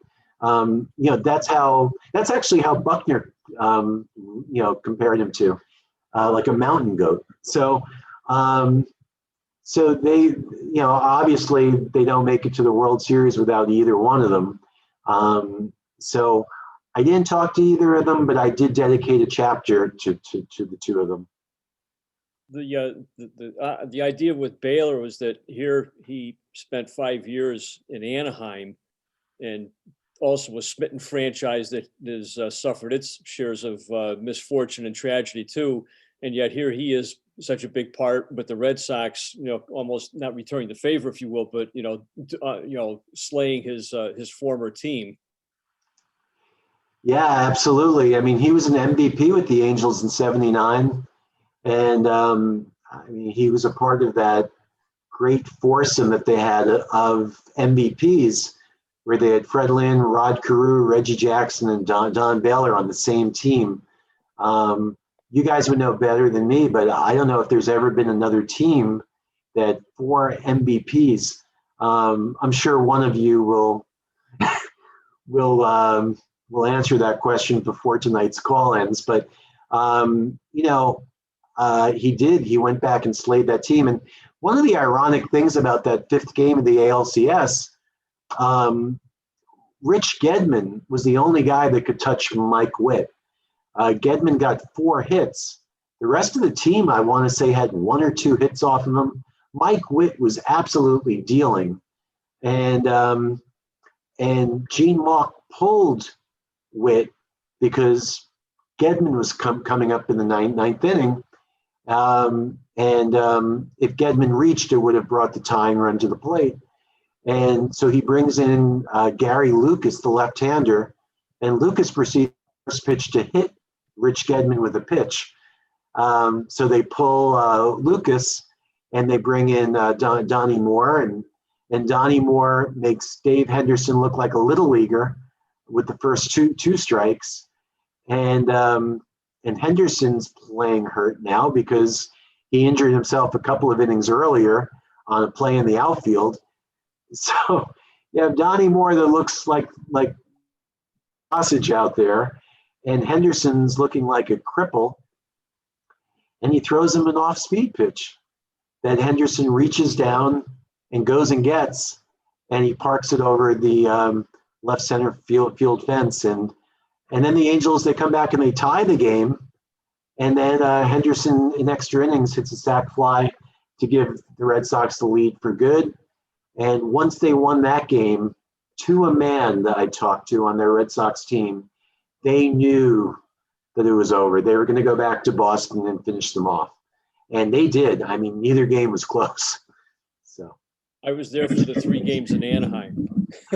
is that right? What Yeah. was that? What was that 5th game like at the end? I mean, it was almost a riot, and then there was silence, right?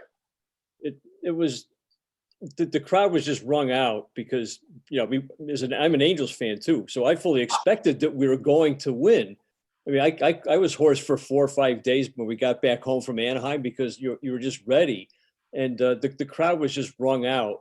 And it was just incredible. We were in the what was called the right field view seats, but those stands don't even exist anymore when they reconfigured the stadium. Had a great view of Henderson tipping the ball over the center field fence for the home run. Yeah. Just these crazy moments that happened. And my soon-to-be father-in-law taped the game, you know, VHS. And when we got home, I watched some of it. And this was when Gorbachev and Reagan had their summit in Reykjavik, Iceland. So they had a break. And then when they came back, it was like the top of the 11th inning or something. This was after Gary Pettis backed Jim Rice up to the fence, almost hit a grand slam home run. Al Michaels comes back from the break. He says, "If you're just joining us now, too bad." Oh my goodness. You know, one thing I'll just add real quickly to what you're saying. So the name of my book, I don't even know if I mentioned it. It's Two Sides of Glory, the 1986 Boston Red Sox in their own words. And the biggest feedback I've received from Red Sox fans while I've been promoting this book has been how this book has brought closure to 86 for so many of them, that it's humanized these 86 Red Sox players, because these chapters and these interviews I did with them were so emotional. And, you know, what decent, you know, really terrific, sensitive people these 86 Red Sox were, and how much they cared. It really comes through. And because of that humanization, it's given Red Sox fans closure. And so, you know, Paul, what I would ask you is, would a book on the 86 Angels, like what I just did with the 86 Red Sox, give closure to those Angels fans after all these years? What do you think? I'd love to take up that challenge if I had access to all the important players, literally. Conversely, as far as tragic figures go, was Donnie Moore. Yeah. What a sad, terrible ending. And I forget what the publication was that did sort of a recap after the terrible incident that cost his life and almost killed his wife. Yeah. Just absolutely incredible to see that, you know, that had been a long, unhappy episode for many, many years that just, you know, ultimately played itself out. And then very ironically, the Angels hosted the 1989 All-Star game, and we won a lottery. We had some friends, we had tickets, went out there. Well, to kill time before the All-Star game, we went to Knott's Berry Farm. Sure. The day before. I just happened to notice it because we drove by it. We actually drove by the hospital that they took him to. I forget what the name of it was, but the name at that time just stuck out in my mind. Is like, you know, it almost, you know, creeps you out when you see how these things ultimately play out. But as great a pitcher as Donnie Moore turned himself around to be, 85 with the Braves and then ending up with the Angels and having or 84 Braves and then ending up with several good years with the Angels till his arm gave out and he just couldn't throw. Incidentally, he pitched on, I believe it was Saturday night. He did get the quote unquote save. He gave up 3 fly balls to put together with something like 1,100 feet. Oh yeah, they were long fly balls. And, you know, when they left the bat, you know, you just said, boy, I hope it doesn't travel as far as you think that it might. And again, this just all plays into, you know, the sadness of what ultimately became of that whole episode of his life. Yeah. Eric, I know that at the time and afterward, John McNamara came in for a lot of criticism, particularly like leaving Buckner in the game. When your interviews, many interviews with the players, was there any consensus about McNamara as a manager and how he handled that season? Yeah, really,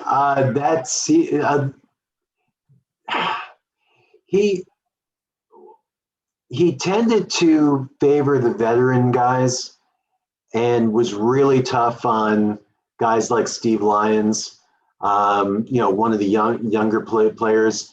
As far as McNamara as a tactician, there was criticism to the point where with the Boston media really stirring the pot, a couple of the players, talked to me in the book how it really fractured the clubhouse.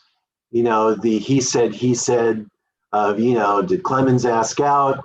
Did McNamara take him out? Why in the world wasn't Buckner taken out of the game for Stapleton like McNamara had done for much of the second half of the season and into the playoffs? Why didn't McNamara start the 10th inning with Bob Stanley on the mound with a 2-run lead in Game 6 instead of bringing him in after, Schiraldi had allowed some base runners on? Because, Stanley's ball had so much movement and the players knew that. And, you had Kevin Mitchell at third base, wild pitch. In fact, I swear this happened because I wrote a book on the 86 Mets entitled Kings of Queens. And Kevin Mitchell told me that before wild, Buddy Harrelson, who was said to Kevin, he said, watch out, he might throw a wild pitch here and be ready. And sure enough, the very next pitch, it happens. And that's the truth, because I got to know Buddy Harrelson real well through a book I did on the 69 Mets. And he said, yeah, I absolutely told Mitchell that because they knew. So McNamara, made some mistakes. And of course you can second guess and play Monday morning quarterback. But he made some mistakes that really fractured the clubhouse in some respects. And the Red Sox are a real flat team in '87 because of it.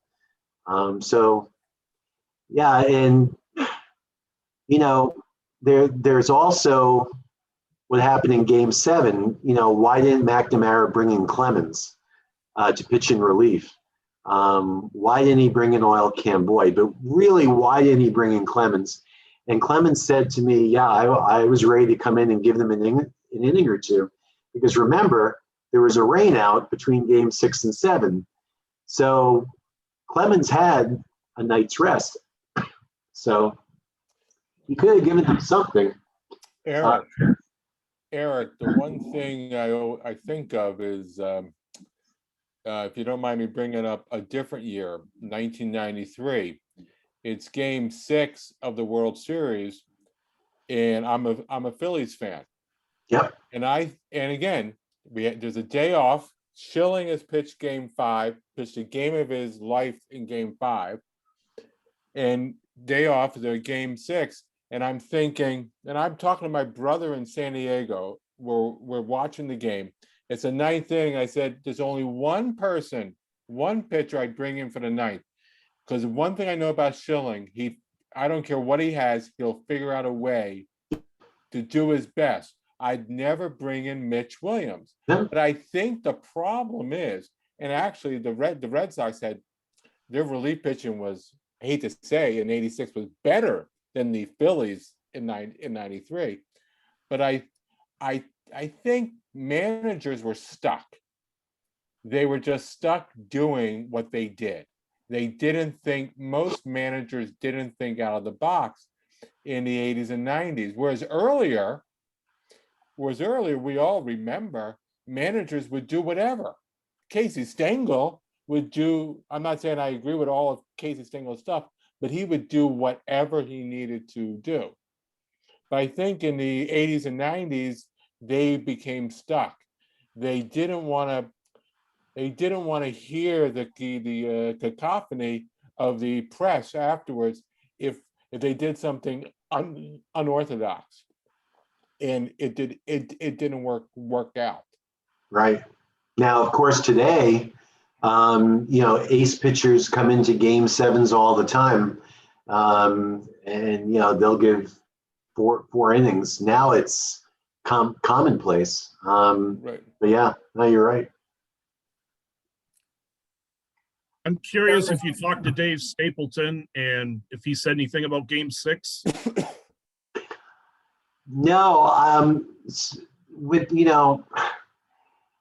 if I had interviewed all 24 guys on the World Series roster, and it was 24 then, not 25, but it would have been a 600-page book, and I've gotten to know Jan Sambito since the book was done. So, I mean, they've all got great stories, and I would have loved to have talked to Stapleton. I don't know if there would have been a chapter with him. What I ended up doing with the players from the World Series roster that I did not interview, I either contacted them by email or spoke to them on the phone, and I wrote a few paragraphs about them in the epilogue. But no, I didn't talk to him, but no, he felt that he should be out there, just from other people that I've spoken to. And then, think about how history would have changed. And I actually got a letter from Joe Morgan, excuse me, from Joe Morgan, the coach, not the Red second baseman. And he read the book, and Joe Morgan's something like 93 years old now. And he lives up in Walpole still. They call him Walpole Joe. And he wrote me a handwritten letter after reading this book. And he said that Clemens, after he was removed from the game, went out to the bullpen. And he told Al Nipper that, he still could have pitched. And it's interesting, had McNamara left Clemens in the game, or if he had pitched Clemens to protect Hurst. Well, Hurst left when it was great, but if he had kept it close and say the Red Sox win the World Series, Joe Morgan wrote me that he's convinced that McNamara would never have been fired in, when was it, 88, the beginning of 88. And Joe Morgan would never have become the manager of the Red Sox. So those really game 6, when you think about how some of the decisions made and made affected not just the 86 series, but how it affected the history of the Red Sox organization, the Mets organization, and the livelihoods of many baseball people from that point forward. It's incredible. And so my book doesn't just cover 86, but it covers the aftermath, how that series and how that season affected not just the careers of the 86 Red Sox, but also their lives.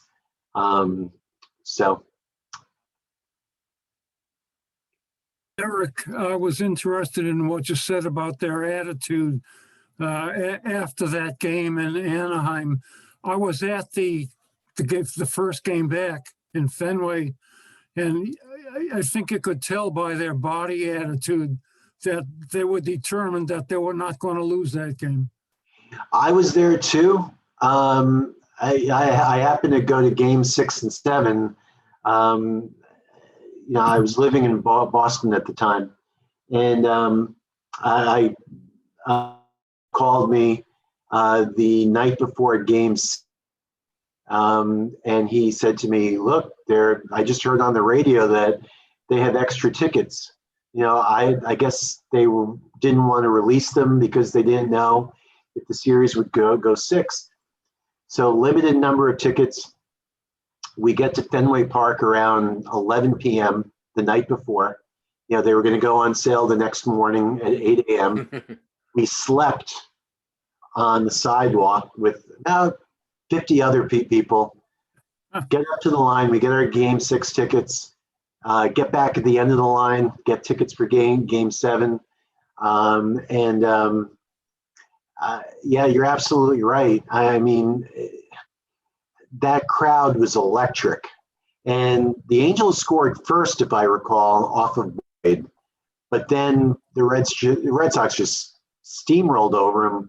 Boyd was on. Boyd, I remember, was doing in center field before the game and getting the crowd pumped up. I was in the bleachers, and he wasn't going to be denied.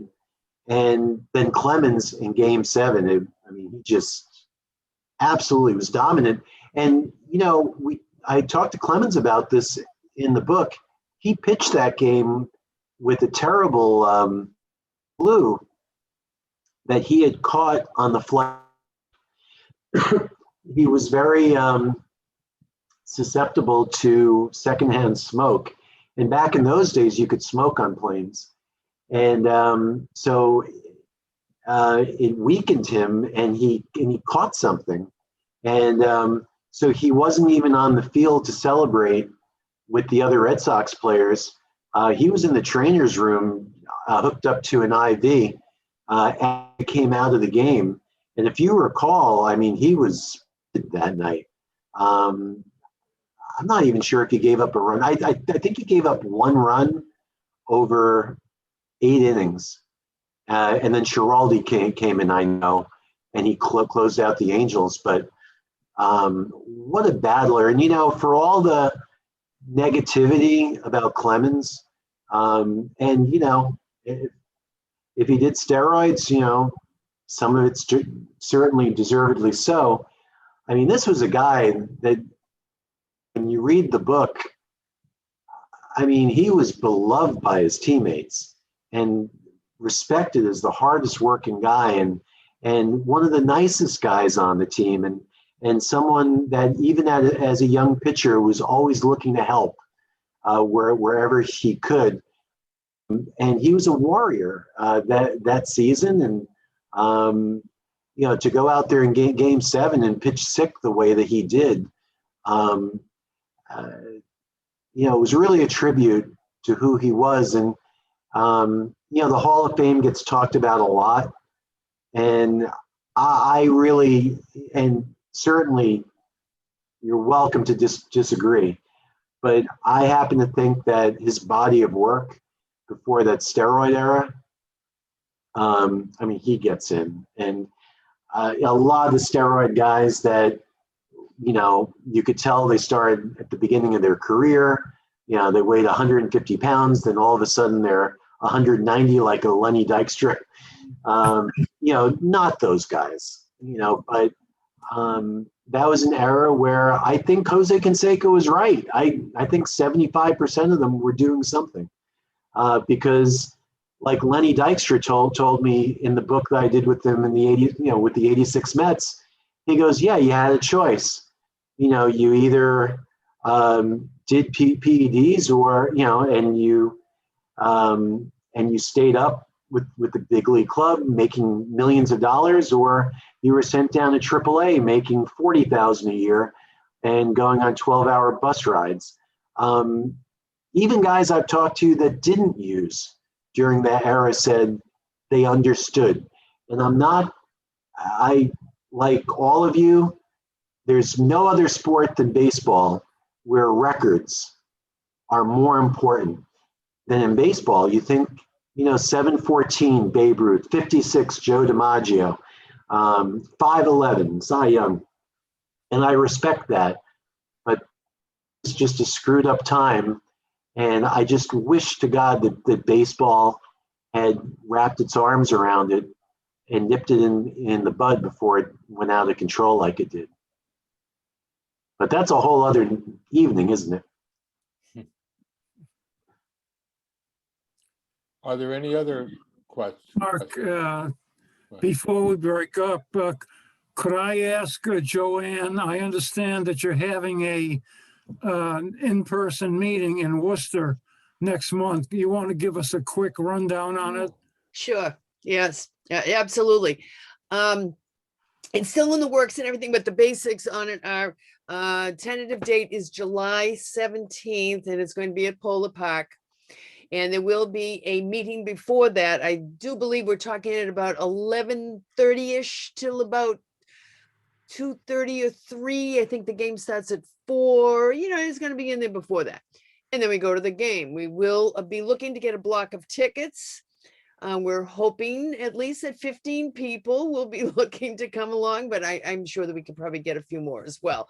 But we have a target of doing a block of 15 tickets. The food, I do understand, is quite wonderful at the Polar Park. You can get a Wormtown beer and BT Smokehouse, all in the same place, which should be enough of a draw, even with the team being as good as it is. That should be an extra added one. So that is what is going on up there. So stay tuned. It will go out. I'm champing at the bit to get it out, but Bill Nellen says, no, hold on. I'm going to get you more info. I'm going to get you more info. So I've been going at him every other day saying, okay, all right. Do we have everything together? Let's go and let me put it out. But you're getting an early preview of upcoming events. Joanne? Yes. The meeting itself, is it going to be indoor or is it planned to be outdoors? Is the meeting together and everything? They do have a lovely meeting area inside. Yes, they do intend apparently for Polar Park to be a complete round year event venue, so that they do have some lovely space within it. I have seen, and I think you can still go on and you can see some of the areas that are available for that. All right. Yeah. So one other short little thing though, before I go, we have shipped off a load of submissions for the next Turnstile 3, the Journal of the SABR Baseball Arts. It is the 3rd edition that is coming out. It is now in Cecilia Tan's lap. And we had a huge response as far as submissions were going. Now we're waiting with bated breath to see what Cecilia has to say about over 100 pages of submissions that we had. It's more than we've ever received before in the previous 2. So stay tuned for that. And there's some great works within it. Mark, you want to close it out? Can I just ask Eric one other question? Sure. Eric, do you know a writer by the name of Mike Sokoloff? Yes, right. I've heard the name. A descendant of, yeah. Well, Mike Sokoloff and I went to high school together, and he's written a lot of sports books, and the way you wrote and the way he writes just seemed it reminded me of his writing. But all right, anyway. Well, good. Well, everybody. What? Yeah, I just wanted to let everybody know that I have every intention of coming up in November to Rhode Island for a lecture and a book signing, and I promise if you give me the time to talk again, I will. I'll come up with some new stories from tonight. So, some different ones than what I told tonight. Great. Well, I want to thank everybody for showing up tonight, and all especially the presenters, Dixie and Paul and Eric, and let's hope that we can all meet in in November, in Greenfield, I assume. I assume. And let's people who want to attend the meeting on July 17th in Worcester. That sounds great. And let's just hope that we can all meet in person at some point. I'm also looking forward to this weekend, the SABR 50 celebration starting this weekend. So thank you for all attending, and Len will be sending out stuff at some point for the future. Thank you very much. Thank you. Thank you. Thanks, Mark and Len. Sure. Bye. Bye-bye.